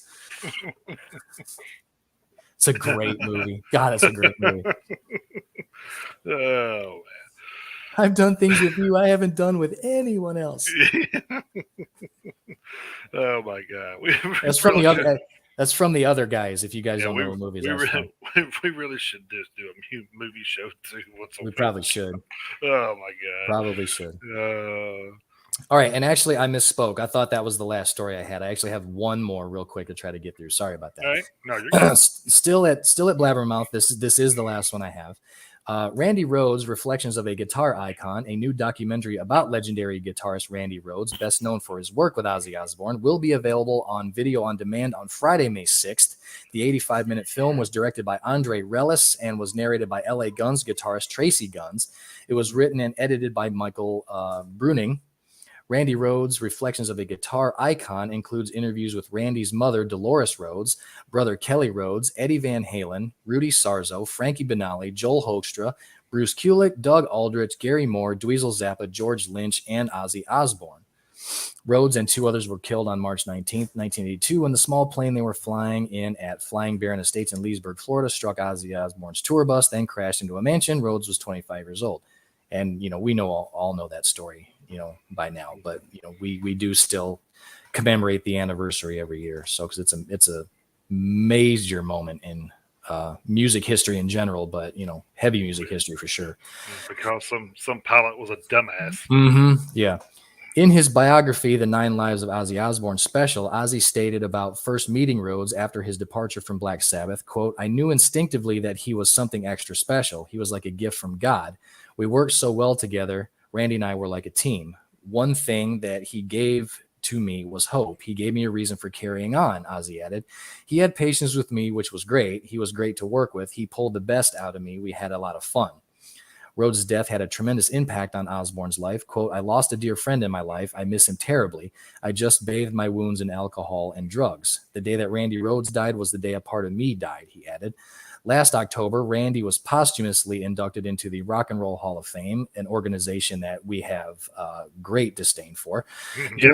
During the 2021 ceremony, Rhodes received the Musical Excellence Award at last year's event, which was held on October 30th at Cleveland, Ohio's Rocket Mortgage Fieldhouse. I love how they're doing all this shit like 40 years after his death. They're finally doing all this shit.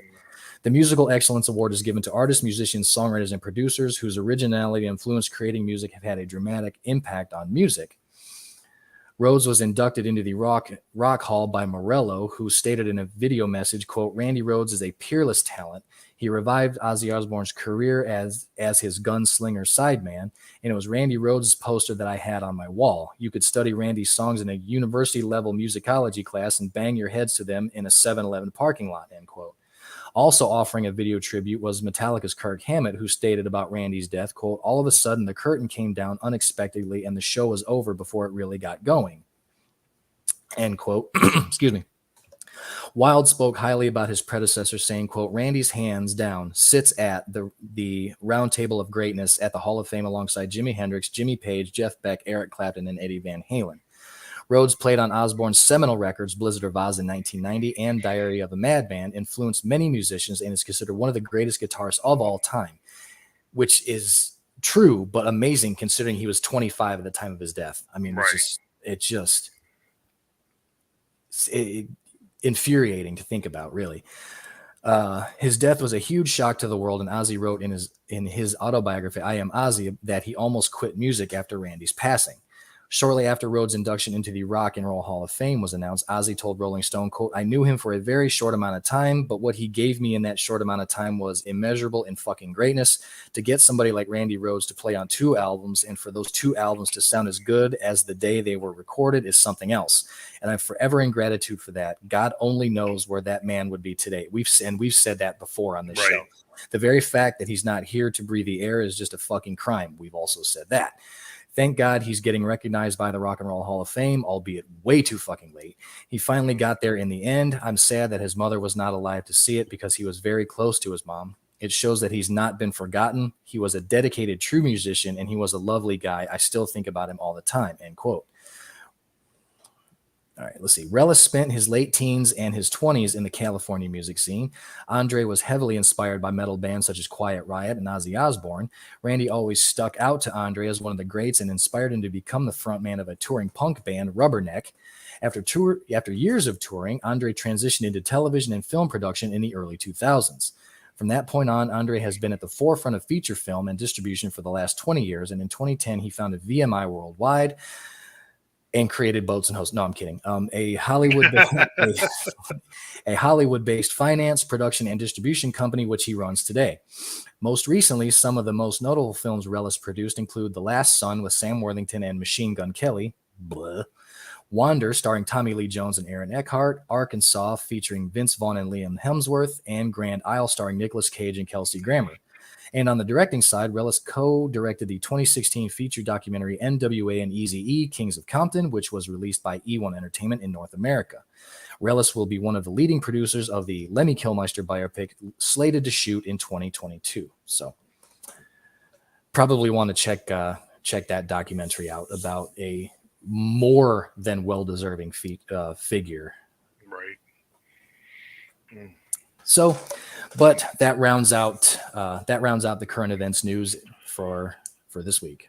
I was debating on whether to talk about this in the current news or the album, but I guess I'll just go ahead and knock it out. I just wanted to give an update. I don't know if you've seen that, but M Shadows said that Vince Sevenfold is looking at a late 2022 or early 2023 release. So I saw that. A little bit further out than we would like, but a lot further out than we would like. But hopefully that means good things. Hopefully, let's hope, because this album's like what, 3 years in the making, just since they started the recording of it. I mean, yeah. So I don't know. I mean, obviously they, it's their album, they can do what they want with it. But Jesus Christ. Yeah, and I guess being a successful band like they have been, they don't have to be in a hurry either. So yeah, I mean, they definitely don't. It's up to them. But I mean, I don't know. It's a little irritating, but thankfully we'll have all the other albums that are coming out this year to fall back on. If there's any saving grace, I would say that would be it. So yeah, because we still got a lot of albums by a lot of big names yet to come out. Oh yeah. There'll definitely be no shortage, that's for sure. No, we haven't even begun to scratch the surface of what's coming out. So a lot of the big name bands haven't even released their stuff yet. So yep. So I mean, I think the latter part of the year is going to be really interesting this year. So yeah, I agree with you. Yeah, of course. Last year was interesting because we had a lot of surprise, kind of releases. I wasn't expecting an Ice Nine Kills record last year. Yep. So it kind of shot out toward the end of the year, and then of course we had Non-Point, throw an EP out the last week of the year. So yeah. So it's definitely never a dull moment, and you can always be surprises thrown in there. So. Mm-hmm. And yeah, we had two Trivium albums in 2 years too. So yes, I mean, who knows? Heaphy may put another one out this year. I guarantee you, he's probably already working on another one. And I did read where Bullet from a Valentine had enough, left over from putting on this album. They could do another one too. So yep. I think they were already talking about using a couple of those tracks to get started on the next one. So works for me. Yeah. So I mean, if it's especially if they're anything like that last one. Exactly. So,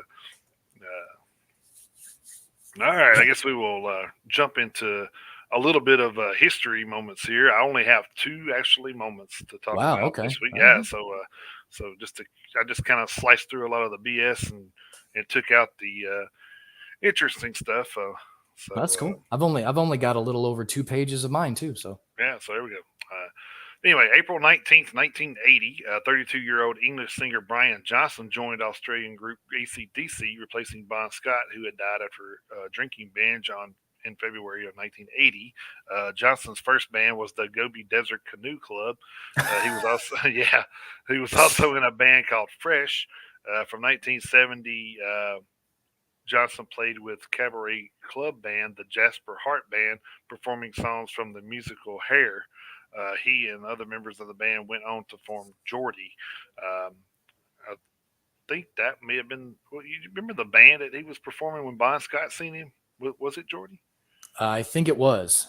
Yeah, I think it was. That's still. I won't recount the whole story, but I mean that whole situation with Bon Scott and Brian Johnson is just crazy how that shit worked out. Yeah. That's pretty fun. So unfortunately, everything that I have is AC/DC news this week. So April the 21st, 2015, Phil Rudd, a drummer for AC/DC, changed his plea to guilty on a charge of a threat to kill in a court in Tauranga, New Zealand. The court heard Rudd was unhappy about his album's launch party and asked for a former employee to be taken out. He had previously denied the charge. He also pleaded guilty to cannabis and methamphetamine possession, which he's a rock star. It's not unheard of. But the court heard that he had fired a number of employees last August after the launch of his solo album Head Job, which I still think is the craziest damn thing ever. To name your album that, but okay, it takes balls. Yeah, Phil Rudd has definitely been an interesting character. Yeah, most definitely. So. Wasn't his that was not his first run-in with no. law enforcement officials, and it would prove to not be the last either. So yeah, exactly. Yeah. All right, but yeah, short and sweet, and I'll try. I'll get through this relatively quickly. This week in metal history, as always, brought to you guys by This Day in Metal at Twitter and Dr. Feelgood and Ms. Hyde on Facebook. For the week of the 16th through the 22nd. Yeah, 16th through the 22nd. Yep. So, leading off, we have April 16th, 2007, Annihilator releases Metal. April 16th, 1990, Bathory releases their 5th studio album, Hammerheart. And April 16th, 1996, Vinnie Moore releases his 4th studio album, Out of Nowhere, and Rage Against the Machine released their 2nd studio album, Evil Empire, which debuted at number 1 on the Billboard 200. Moving ahead to the 17th, April 17th, 2005, Apocalyptica releases their 8th studio album, Shadowmaker. April 17th, 2009, Eloveity releases their 3rd studio album, which was a CD and DVD combo, Evocation 1, The Arcane Dominion. And April 17th, 2007, Nine Inch Nails releases their 5th studio album, Year Zero, which peaked at number 2 on the Billboard 200. Moving ahead a couple of days to April 19th, 2004, Elven King releases their 2nd studio album, Wyrd, W-Y-R-D. Vision Divine releases their 3rd studio album, Stream of Consciousness, and Dragon Force releases their 2nd studio album, Sonic Firestorm. April 19th, 2019, Strana Officina releases their 3rd studio album, Law of the Jungle. And April 19th, 2013, Amorphous releases their 11th studio album, Circle. Moving ahead to the 20th, April 20th, 1990, Oblivion releases From This Day Forward. April 20th, 1984, Faithful Breath releases Gold and Glory. April 20th, 2009, Flesh God Apocalypse releases their debut studio album, Oracles. April 20th, 2018, Temperance releases their 4th studio album, Of Jupiter and Moons. April 20th, 2007, Freedom Call releases their 5th studio album, Dimensions. After Forever releases their self-titled 5th and final studio album, which peaked at number 6 on the Dutch albums chart. And Joe Lynn Turner releases his 10th solo studio album, Secondhand Life. April 20th, 2011, Dynasty releases their 2nd studio album, Knock You Down, which peaked at number 21 on the Swedish albums chart. April 20th, 2012, Crazy Licks released their 3rd studio album, Riot Avenue, and Taiketo releases their 4th studio album, Dig In Deep. April 20th, 2004, Black Label Society releases their 5th studio album, Hangover Music Volume 1. And April 20th, 1993, Primus releases their third studio album, Pork Soda. Excuse me. Moving ahead to the 21st, April 21st, 2006, Sodom releases their 11th self-titled studio album. April 21st, 2017, Labyrinth releases their 8th studio album, Architecture of a God, and Crazy Licks releases their 5th studio album, Rough Justice. April 21st, 2009, Lacuna Coil releases their 5th studio album, Shallow Life. April 21st, 2005, Epica releases their 2nd studio album, Consigned to Oblivion. April 21st, 1992, Slaughter releases their 2nd studio album, The Wildlife, which debuted at number 8 on the Billboard 200. April 21st, 1991, Taiketo releases their debut studio album, Don't Come Easy. Then moving ahead to the 22nd, April 22nd, 2011, Leaves Eyes releases their 4th studio album, Mere Dead. April 22nd, 2009, Amberian Dawn releases their 2nd studio album, The Clouds of Northland Thunder. April 22nd, 2015, Hardcore Superstar releases their 10th studio album, HCSS. And last but not least, April 22nd, 2010, Cobra and the Lotus releases their debut studio album, Out of the Pit. So those are the historical releases for April 16th through the 22nd, this week in metal history. All right. All right. Well, I guess we will jump into our hitting the road segment. I don't know what you found, but I only have 3 listed. So I've got a shorter list, just a touch over 3 pages this time. So it's a pretty far cry from the 8+ pages I've had in the past. All right, well, I'm going to kick off with a little story leading into this one. The Acacia Strain is hitting the road this summer with Malevolence, I Am, and 156 Silence. Guitarist Tom Smith recently played his final shows with the band, meaning that Acacia Strain needs a second guitarist for the tour. Enter ex-Amur guitarist Mike Mulholland, who has revealed he'll be stepping in for the tour in place for Smith.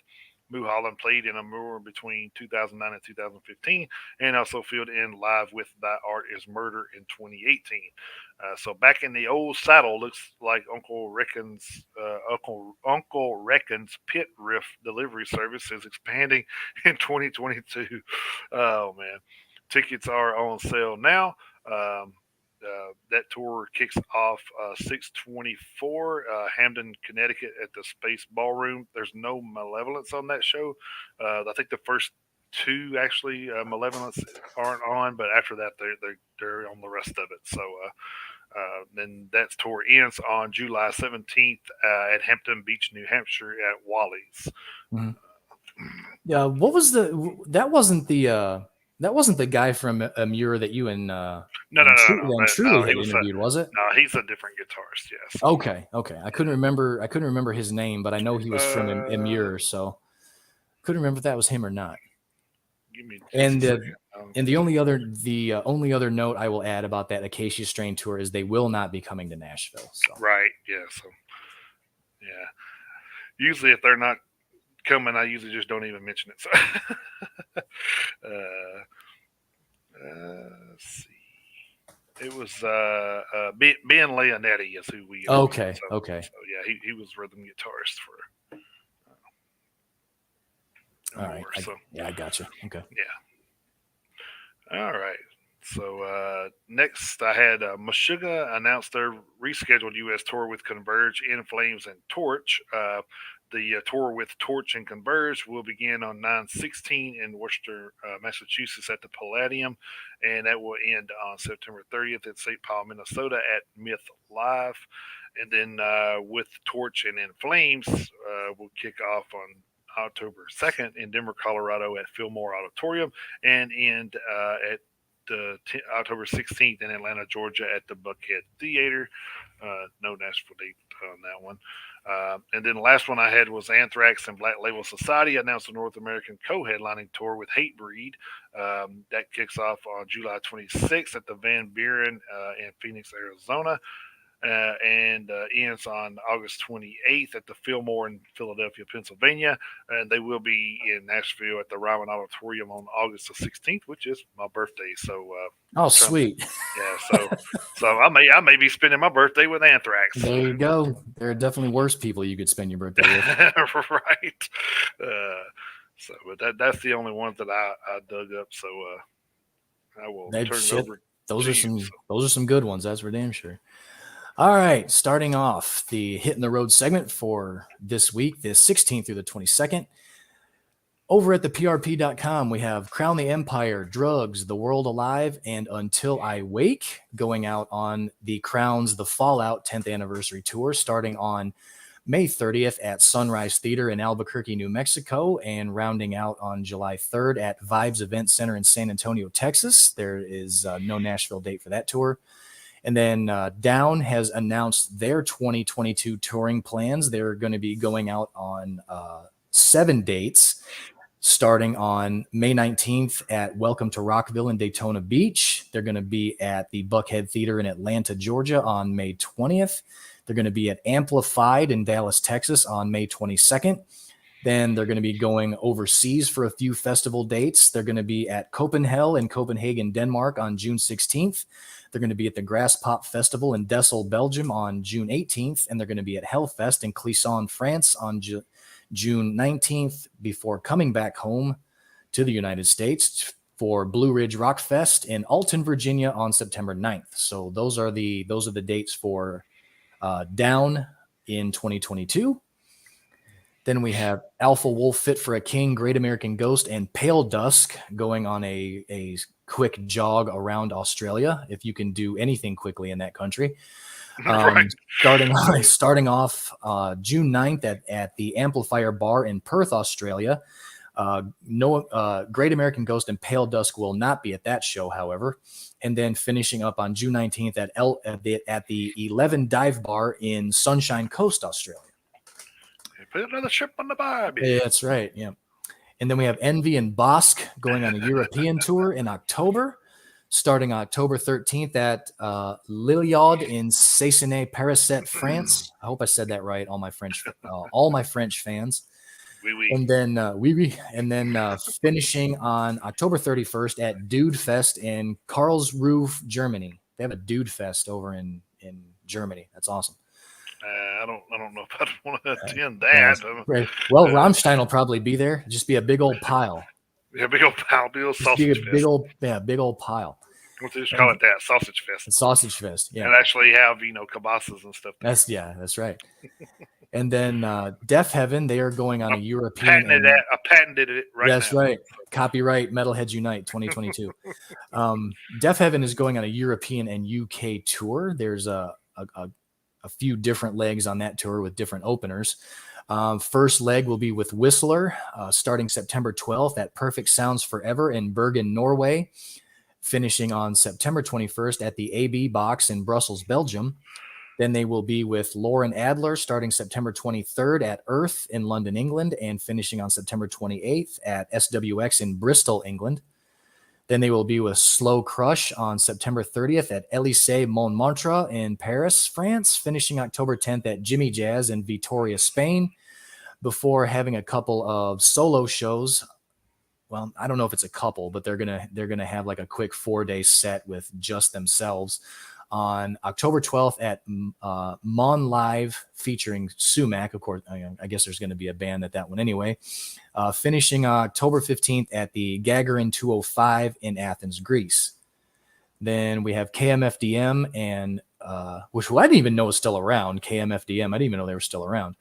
And going out on tour with Chant, starting on September 27th at Revolution Live in Fort Lauderdale, Florida, finishing October 19th at Heaven at the Masquerade in Atlanta.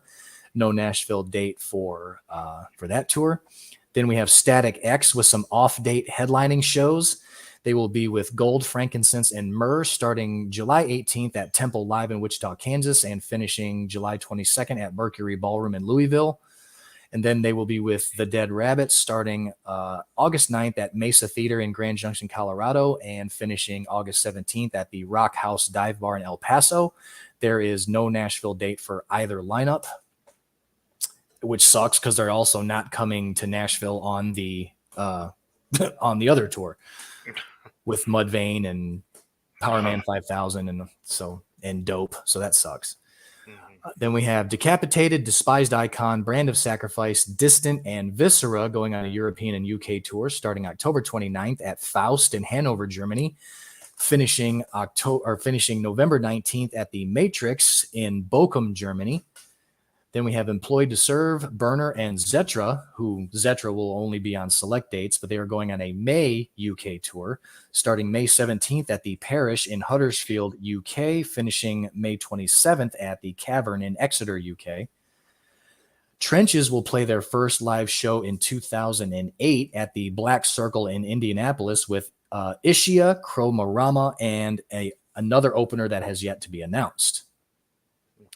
Then we have Wintersea and Grave Shadow going on a West Coast tour in July, starting on July 15th at Barmageddon in Tulare, California, finishing on July 23rd at Cafe Colonial in Sacramento. Then we have Dr. Acula, Curses, and P.S. You're Dead going on a July tour, starting July 15th at The Fire in Philadelphia, Pennsylvania, finishing on July 31st at Alchemy in Providence, Rhode Island. Ginger has canceled all their Latin American tour dates to focus on the ongoing relief efforts in Ukraine, understandably enough. Then we have Old Man Gloom going on a European and UK tour starting July 2nd at the Roskilde Festival in Roskilde, Denmark, finishing on July 10th at Gorilla in Manchester, UK. Then Rage Against the Machine and Run the Jewels have announced their rescheduled 2022 European and UK tour dates starting August 24th at Royal Highlands Centre in Edinburgh, UK, finishing, September 19th at the O2 Arena in Prague in the Czech Republic. We have Municipal Waste, Integrity, and Bewitcher going on a June tour, for 1 week, starting June 18th at Sharky's in Syracuse, New York, finishing on June 24th at Scully's in Columbus, Ohio. No Nashville date for that. Then we have Goat Whore going out on tour at a wholesome band, family-friendly show for all you metalheads with kids out there. I'm sure that's not true. Don't take your kids. They're going to be with Incantation, Bewitcher, and Caveman Cult starting August 1st at the Haven in Orlando, Florida, finishing August 13th at Bluebird Theater in Denver. Then they will be with Incantation and Bewitcher only, starting August 16th at El Corazon in Seattle, Washington, and finishing August 27th at One Eye Jacks in New Orleans, Louisiana. No Nashville date with either lineup. Then we have Telekinetic Yeti going out on tour, starting, I'd never heard of that band before, but starting May 11th at Buzzbin in Canton, Ohio, and finishing May 17th at Ace of Cups in Columbus, Ohio. No Nashville date there. Then we have Me Without You, going out on their farewell tour with 68, starting June 11th at Anchor Rock Club in Atlantic City, New Jersey, and finishing June 29th at The Wash in Nashville, another venue I have never heard of, and I have no idea where it's at. So, but another concert venue to look into as far as Nashville goes. So, and then the only other one I have going over to blabbermouth.net, we have Merciful Fate. They're going to be going out on tour starting June 2nd at the Expo Plaza in Hanover, Germany. They will be with Volbeat of all people for that date. Nothing against Volbeat. I just don't see them with Merciful Fate. That seems like an odd pairing. That's an odd pairing for sure. Yeah. So, and then finishing August 21st at Psycho Las Vegas in Las Vegas, Nevada. That is their only American date on that tour. So that is this week's Hitting the Road segment. Yeah. So the thing that surprises me is that we come up with all these every week. So there's so many people going out on tour. Mm-hmm. which is a good thing, and then it goes back to the beginning of the show where we talked about we didn't have this for 2 years, so be thankful you have something. So especially when you come out and we talk about the cancellations in other countries too. So just be thankful you're still able to go see live music. So absolutely, because there are still a lot of countries who have a lot of these COVID restrictions, that they're still living under. So the fact that crazy, but whatever. So the fact that here in the United States, I mean, we're 99% over this shit. I mean, there's, you really don't have to worry about any of this stuff anymore. But there are still countries who are experiencing certain levels of lockdowns and all this other restrictions and stuff. So be happy you can go to a show. Yeah, ingrates. Ingrate. Some of you. Like I said, I'm not speaking on a majority of the metal fans, but there are those that just it seems like they were, if I had to label their personality, it would be all about me. Mm-hmm. What about me? Right. Absolutely. I know you're like sick, but what about me? What about the Right. Yeah. show? What about the show? I'm not going to get to see you. Like, what Right. the fuck? The Yeah. guy's sick. Leave him alone. Like, Yeah. Anyway, all right. We our top 10 this week. We decided to touch on a little crime this week. So, Yeah. dusting some fingerprints for you. Yep. Or I guess crime and punishment in some cases in some Mm-hmm. of these Yeah. songs, but I guess I will kick this off real quick. So, Okay. first one I had was by the band Sentenced. It was Noose from Down in 1997. Of course, And a very, very underrated band. yes, they are. They Hang on 1 second. Hold yeah, on. you're good. Got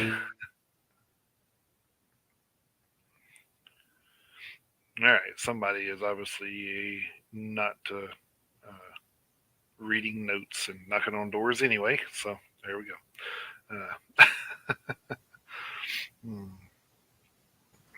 all right. Somebody didn't see the do not disturb sign. Yeah, exactly. I need to get one of those little red lights that says on the air or some shit like that. Well, you know what? If hopefully within in the next coming months that I'll have a place here. So if we had to be in the same room, if we had to be in the same room, then we probably work that out. But Yeah. all right. But yeah. Anyway, yeah. If you guys have never heard the band Sentenced, they're not around anymore. They broke up. Mm-hmm. It's been going on, I guess, maybe 15 years ago. But give them a listen. Give them a listen. They're a pretty underrated band. And then next one I had was Papa Roach, Getting Away with Murder. That was from Getting Away with Murder from 2004, which is some of the better days for Papa Roach, I would say. But yeah, I would agree with that. They've gotten some good songs on there, but they have. They've definitely, like, even on their newer album, they have a couple of good songs on it, but they're just not as I guess it's good that they're not as leaning toward that side as they are the radio side of things, Mm-hmm. but Yeah. still, which is good because if you see them in concert, they don't really do a lot of their radio hits. I mean, they'll do a couple, but most of it's the old school Papa Roach stuff. So yeah, which is good. But anyway, carrying on. Next one I had was Butcher Babies. It's Killing Time, Baby, which is a single from 2021. Hopefully, going to be on their new album coming up, but don't know what that's named yet. So we will keep it at that. Yeah. So you said that was a single, correct? Yeah, it's just a single. Yeah. Okay. All right. Cool. The next one I had was Angela Sapatrita, Sharpen the Guillotine, from Cabaret de la Guillotine in 2018. Nice. Can never go wrong with Angela Sapatrita. Just saying. No, can't. I don't think they've had a bad song that I've heard yet. So no, there's not been one song by theirs that like Skip. No, man. No. Next one I had was Trivium in the Court of the Dragon. Nice. That was from the Court of the Dragon 2021. Commit the crimes or go to court. Just saying. That's right. That's right. I try to focus more on the crime side of things, but it was kind of difficult to. Well, I mean, it's all encompassing. Yeah. Yeah. Next one I had was Ice Nine Kills, Assault and Batteries. I love that song. Welcome to Horrorwood 2021. If you don't know that, listen to it and see if you recognize the little take they have the chorus. The take they have on the Toys R Us jingle. So I fucking love that song. Next one I had was Skid Row 18 in Life from Skid Row 1989. And the next one I had was God Forbid, Constitution of Treason, which is from the album 4, Constitution of Treason in 2005. Treason is still a crime. So Well, It's supposed to be. I was about to say it's supposed to be. Unless you lose a bunch of emails. But anyway. Yeah, not to turn into one of the other shows on the network here. Right. The next one I had was Silverstein, I Am the Arsonist, from A Shipwreck in the Sand, 2009. If you don't know, arson is against the law, but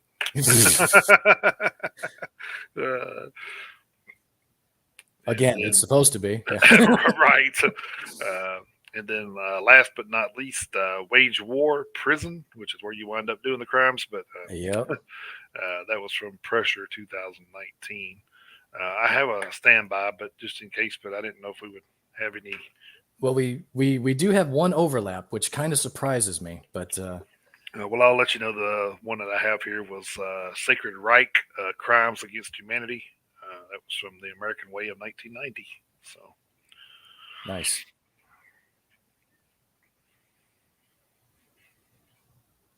Sacred Reich. Nice. All right. So that was a good list. That was a damn good list. This is gonna be a good playlist. I can already tell. So here's my contribution to the top 10 list of Crime and Punishment, leading off with Breaking the Law by Judas Priest from British Steel from 1980.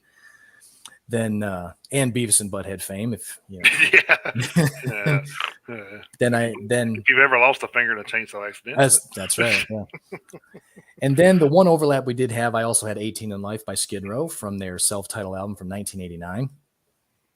Then I had 44 Minutes from Megadeth off of Endgame from 2009. For those of you who don't know that song, that was a song about the story from the North Hollywood bank robbery and following shootout from 1997.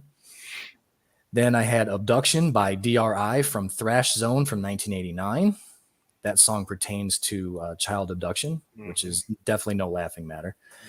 Then we had Steal Away the Night by Ozzy Osbourne off of Blizzard of Oz from 1980. Then I had Judgment and Punishment by Ginger off of Macro from 2019. Then another appearance by Megadeth on this list. We try not to double up on bands, but sometimes the songs fit the list. So you just, you do what you got to do. Well, then we had, if you could tell by the shirt I'm wearing, I won't complain. But yeah, right, yeah, exactly. Then so my next one was Guns, Drugs, and Money by Megadeth off of 13 from 2011. There was actually two other songs by Megadeth I could have put. Oh yeah, and that's the thing. You could have went through a couple of those bands and been like, you name it, especially with Ice Nine Kills, they're of a horror genre, so I mean they have a lot of killing and murder and everything in their songs. I mean, I could have went and picked 3 or 4 from that too. So right, yeah. Then we would have just had an Ice Nine Kills and Megadeth playlist. Right. Again, could have been a lot worse. So you could do a lot worse than Ice Nine Kills and Megadeth. So. And then I had Dead Skin Mask by Slayer off of Seasons in the Abyss from 1990. And for those of you who are unfamiliar with that song, that's the tale of Ed Gein, who could make a human skin lampshade for you if you wanted one. So that's right. Then next I had Mind Tile by Rammstein from Rice from 2004, and I hope I said that album title right. I'm not exactly sure how to pronounce that. I don't sprechen Sie Deutsch too well, so. For those of you who don't know the story behind that song is the tale of Armin Muse, who ended up trying to eat a guy who was actually, believe it or not, a willing participant. Oh my God. Yeah, the two of them got together via a website for people who had cannibalism fetishes. So yeah, the two of them hooked up. The victim was actually a willing participant. They chopped off the guy's wee-wee and tried to fry it and eat it. But by the time they prepared the meal, the guy lost too much blood and died. Well, yeah. Yeah. So it kind of happens when you lose your penis. So. That's right. So yeah, that's the story of that song. And then last but not least, We have Going, Going, Gone by Exodus off of the Shovel-Headed Kill Machine album from 2005. And that is the heartwarming tale of Richard Ramirez, the Night Stalker. So yeah, that's my top 10. So, all right. Good little playlist there. Yeah. So we'll get that one put together so you guys can let your loved ones listen to that. Gather around the fireplace and toast some marshmallows and drink some hot chocolate to the tales of penis eating. So it's bad if you're on here and you're doing a playlist about crime and you try to like list the things your brother has done to try to get a playlist together. Right. Oh my god. Yeah. Anyway. Yeah, you're right. All right, so then jump into the album review segment here. So 2 of the albums that were listed did not come out this week. So the Shinedown album did not come out. Well, that sucks. Yeah, and I can't remember what the other one was. Let me see if I can research real quick. But it was the was it? No, maybe that one did come out. Well, I still haven't seen a potential update on that Dynasty album that I was trying to listen to 2 weeks ago. So yeah, no, that was there. There was actually 2 that didn't because I'd have to look at the list again to see what the other one was. But I know Shinedown's did not come out. Let's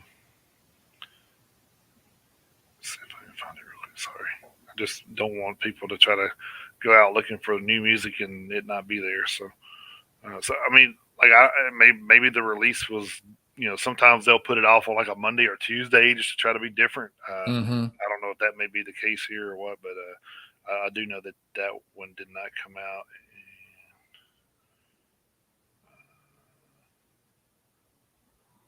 Shit, I can't remember what the other one was.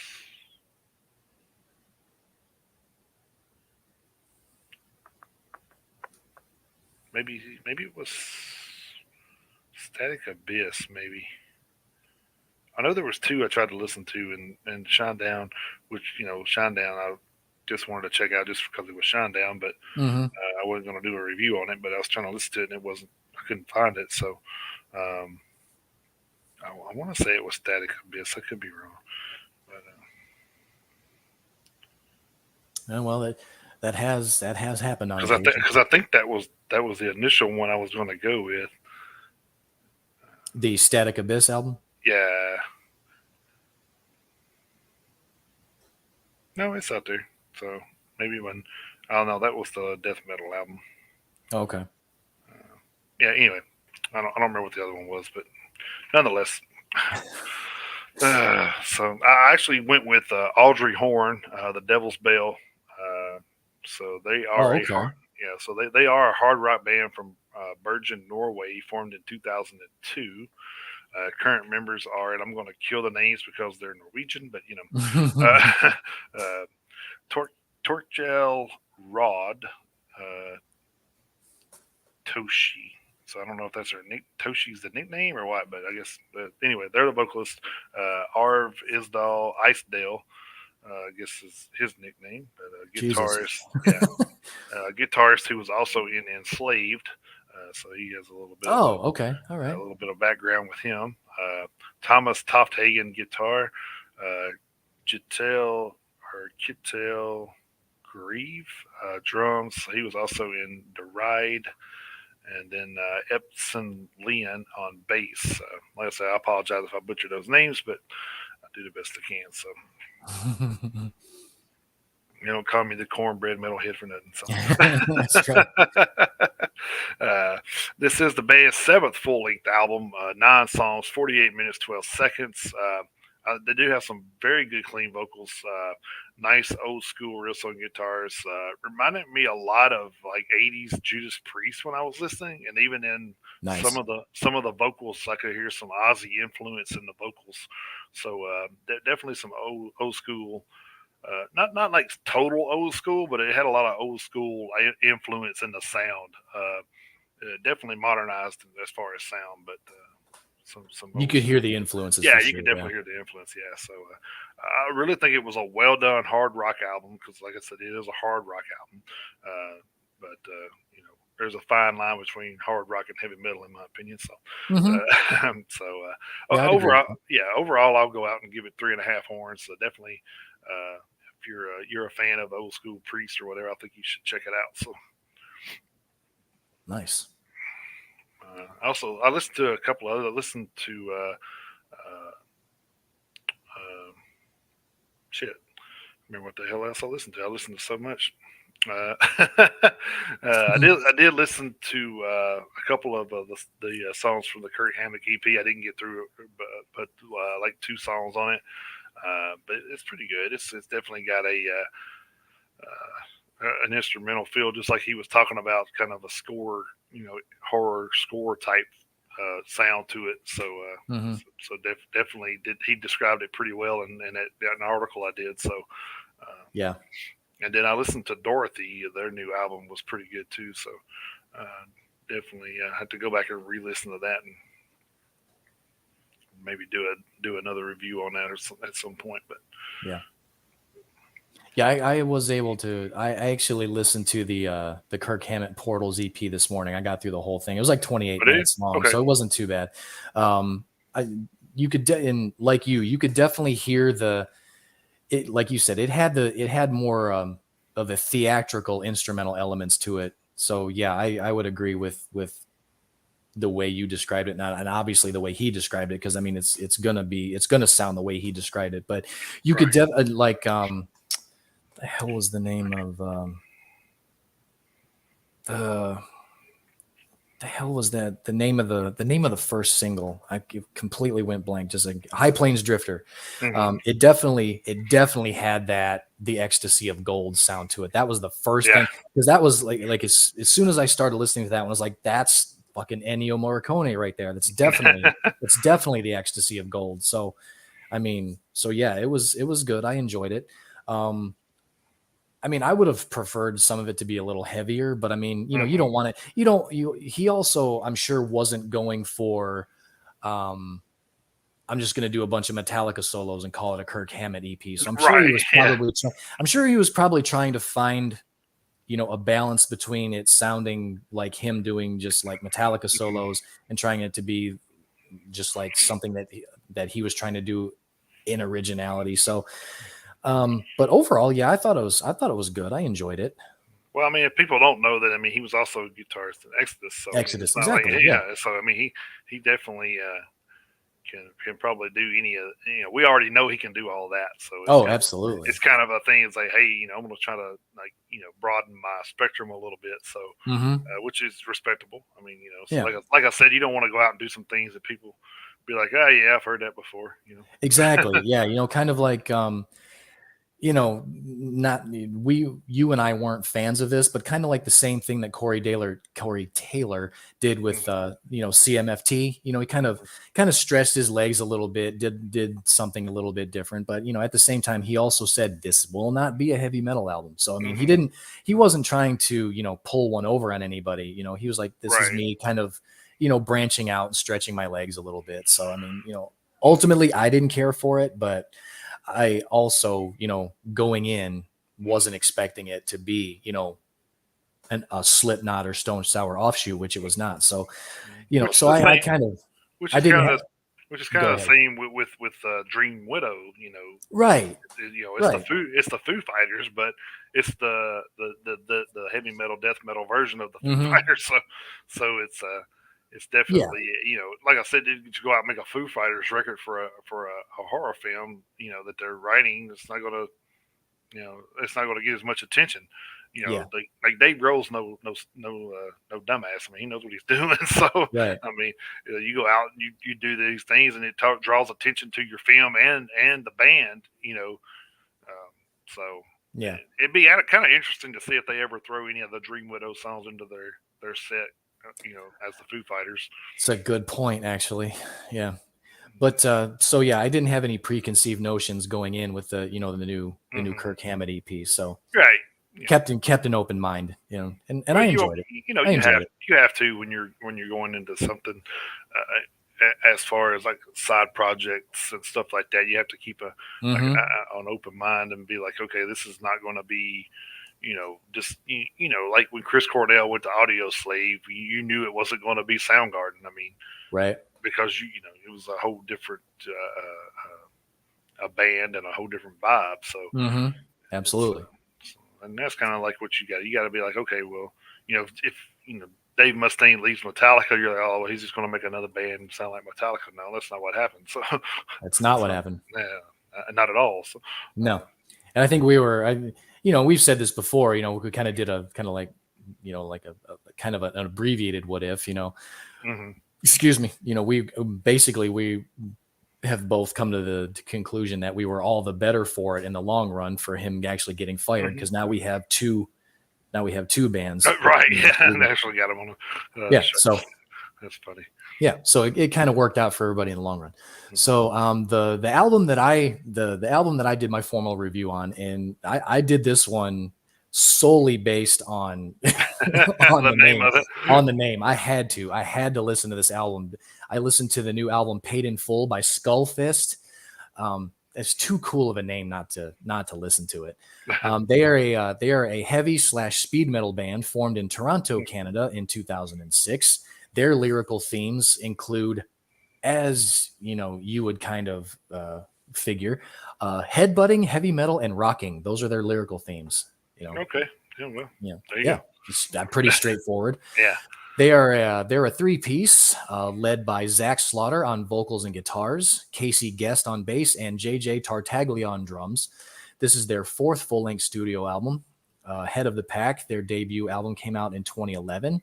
Chasing the Dream came out in 2014. Way of the Road in 2018, and Paid in Full yesterday. The new album is 8 tracks long, 33 minutes and 34 seconds, so a pretty quick listen. The title track 1, clocked in at 5 minutes and 35 seconds. Track 2, Long Live the Fist, at 3:41. Track number 3, Crush, Kill, Destroy, at 4:14. Track number 4, Blackout, at 4:59. Track 5, Madman, at 3:38. Track 6, For the Last Time, at 4:02. Track 7, Heavier Than Metal, at 3:37. And track 8, Warrior of the North, at 3:48. It's not called speed metal for nothing. So no, it's not. Yeah, you got through it real fast.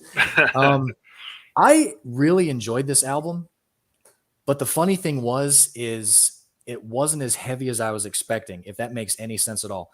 With a name like Skullfist and some of those track titles, because I did a little bit of pre-listening research before I actually was able to actually get into the album. So I looked at the track listing, and obviously by the name of the band, I thought this was, at one point I thought this was going to be a death metal album, but then once I started listening to it, obviously found out real quick that was not the case. So I was expecting this to be more of a Metallica, Megadeth, a heavier album than it was. But I wasn't disappointed, because it basically ended up being a heavier version of the Scorpions, which I've always been a fan of. I've always been a fan of the Scorpions. So this was kind of a nice surprise. Zach Slaughter, he doesn't have the same range that Klaus Meine does, but the lower end of his range really reminded me of Klaus Meine. So that's where I got the Scorpions vibe from. And he is an amazing guitar player. I've never heard him play guitar before, but his guitar solos on this album were phenomenal. I would like to actually watch him play, because listening to him play, I would like to watch his hands. I was very, very impressed by the guitar solos on this album, especially since he does the guitars and the vocals. So he's doing both at the same time. So I would really like to see him play, just to watch his hands, because I was very, very impressed with the guitar work. There was, and I may reach out to this band, because I would like to talk to them about who their influences were, because not only did I hear the Scorpions on this album, but I heard Skid Row, I heard Iron Maiden. Just talking about musically, I heard Skid Row, I heard Iron Maiden, I even heard a little bit of Priest thrown in there, a little bit of early Queensryche thrown in there. So I don't know if these guys, because I don't know how old they are. They don't look like they're very old from like the picture that was posted of them on Encyclopedia Metallum.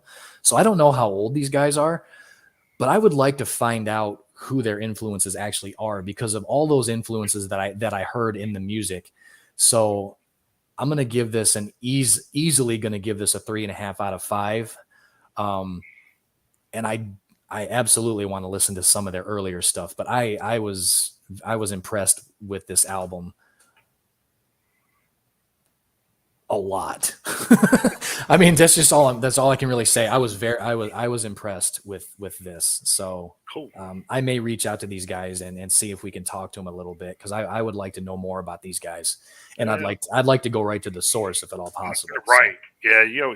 It's always better to hear it from the horse's mouth than Yeah. than to get the, like I said, we could read these stories all day and not know the whole story. Yeah. So yeah, I highly recommend listening to Paid in Full by Skullfist. Well, I guess that's what my listening pleasure will be today. So yeah, you only need about a half hour. Yeah. So what we got looking forward to next week? I know we got a pretty good little lineup coming next week. So. Yes, we do. For Friday, April 29th, leading off with kind of one that doesn't really fit to me, we have Ann Wilson with Fierce Bliss. Nothing against Ann Wilson, and Hart, but not exactly sure they fit on the list here, but nonetheless, Ann Wilson with Fierce Bliss. We have Devil Master with Ecstasies of Never Ending Night. We have Helms Ali with Keep This Be the Way. Keep This Be the Way. Yeah, Keep This Be the Way. I thought I read that wrong at first. Then we have Kaipa with Urskog. Not exactly sure what country that band is from. Then we have Lament Cityscape with A Darker Discharge. Gross. No Mas with Consume, Deny, Repent. Then we have Rammstein with Zeit. So that'll definitely be one that I think we'll probably both check out. We have Robin Trower with No More Worlds to Conquer. We have Speckman Project with Fiends of Emptiness. Ted Nugent with Detroit Muscle. I hope he's not ripping off Alice Cooper. Right. Then we have Thunder with Dopamine. This one might be interesting. I don't know where we would find this. I don't know if it would be on Spotify, but it's listed as various artists with Raining Blood, a tribute to Slayer. So that one might be interesting. Yeah, depending on who the artists are, I guess. Yeah, exactly. Then we have Velcro Cranes with What If I Die? And then we have, last but not least, we have Watain with The Agony of Ecstasy of Watain. Or The Agony and Ecstasy of Watain. Sorry about that. So, excuse me. So a little bit of a shorter list than the past few weeks, but definitely want to check out the new Rammstein, and then we'll kind of see what else we can pick and choose from there. Sound like a plan. Yeah. All right. Well, I guess that will wrap this bad boy up for the week. So yeah. So hope you guys found everything informative and took away some kind of knowledge from the show. I guess we usually do take a little bit from it from doing it. So which is always fun to learn more about things you love. So. Yeah, and in the instance of a band like Skullfist, a new band that you might be into. Yeah. So I mean that's like like I said, it's always good to find new bands and new music you haven't heard of. And there's always going to be somebody going, "What? You never heard of those guys?" But right, yeah. But as we've said before, man, this is not our day job. So I mean, I wish it was. Yeah, it's kind of hard to keep up with everything coming out. So yeah, you think there's probably 50,000 bands in the world. So right. So I don't know if there's that many, but I bet there's probably pretty close to that. I imagine. So there probably is. Between in the world, exactly overseas and over here. So. I don't think 50,000 is like a gross overestimate. I really don't. All right. I guess we will wrap this bad boy up Yep. and say thank you all for stopping in with us this morning. So I hope you guys have a great week and Yep. see you back here next week. We do have all the other platforms you can visit us on, and Chris, run those down for you real quick. Yeah, well, I'm not gonna run down all 100 plus for sure. Well, no. But I'm just saying. Yeah, because like Jason has said before, we don't even have the list of all of the places. I don't even know where all we go to. We don't. Honestly, we don't. I know the main 10 or 12, but other than that, I have no clue where all we go to. Yeah, but we are available in upwards of around 140 podcast streaming platforms. Spotify, iHeart, all those good ones. Twitch. We have our own YouTube channel now. That we've kind of partnered with VOP USA Radio. So we do have the mothership, VOPUSA radio.com, the website and the mobile app. We are on Facebook. We do have the Metalheads Unite Facebook group. So we have that. We have the YouTube channel. We have the show isn't at the email address, of course, but we have metalheadsuniteusa@gmail.com. If you guys want to reach us there, there's plenty of ways to get a hold of us. There's plenty of avenues, to watch the show. And want to take a second before we go to on behalf of Jason and myself to thank all of you guys out there. Our last guest 2 weeks ago, when we had Tim and Chris from Eyes of the Living on, got the most, as far as we know, the highest number of viewers in a week that we've ever gotten. And just want to thank you guys from the bottom of our hearts for that. Because I mean, when Jason and I found out the numbers that we pulled for that episode, we were both astounded by the amount of viewers that we got just in that 1 week. So we want to thank all of you guys for that. We're super duper grateful for everybody coming by and watching the show, whether you watched it live or watched it on the re-air after the fact.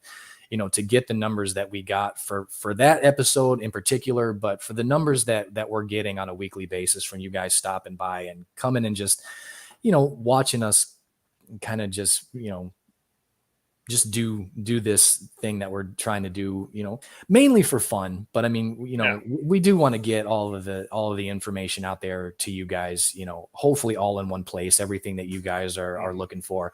But the fact that you guys keep coming back and that we're getting the numbers we're getting, we're super duper grateful. And I just wanted to relay that to you guys. We are super duper appreciative. Can't thank you guys enough.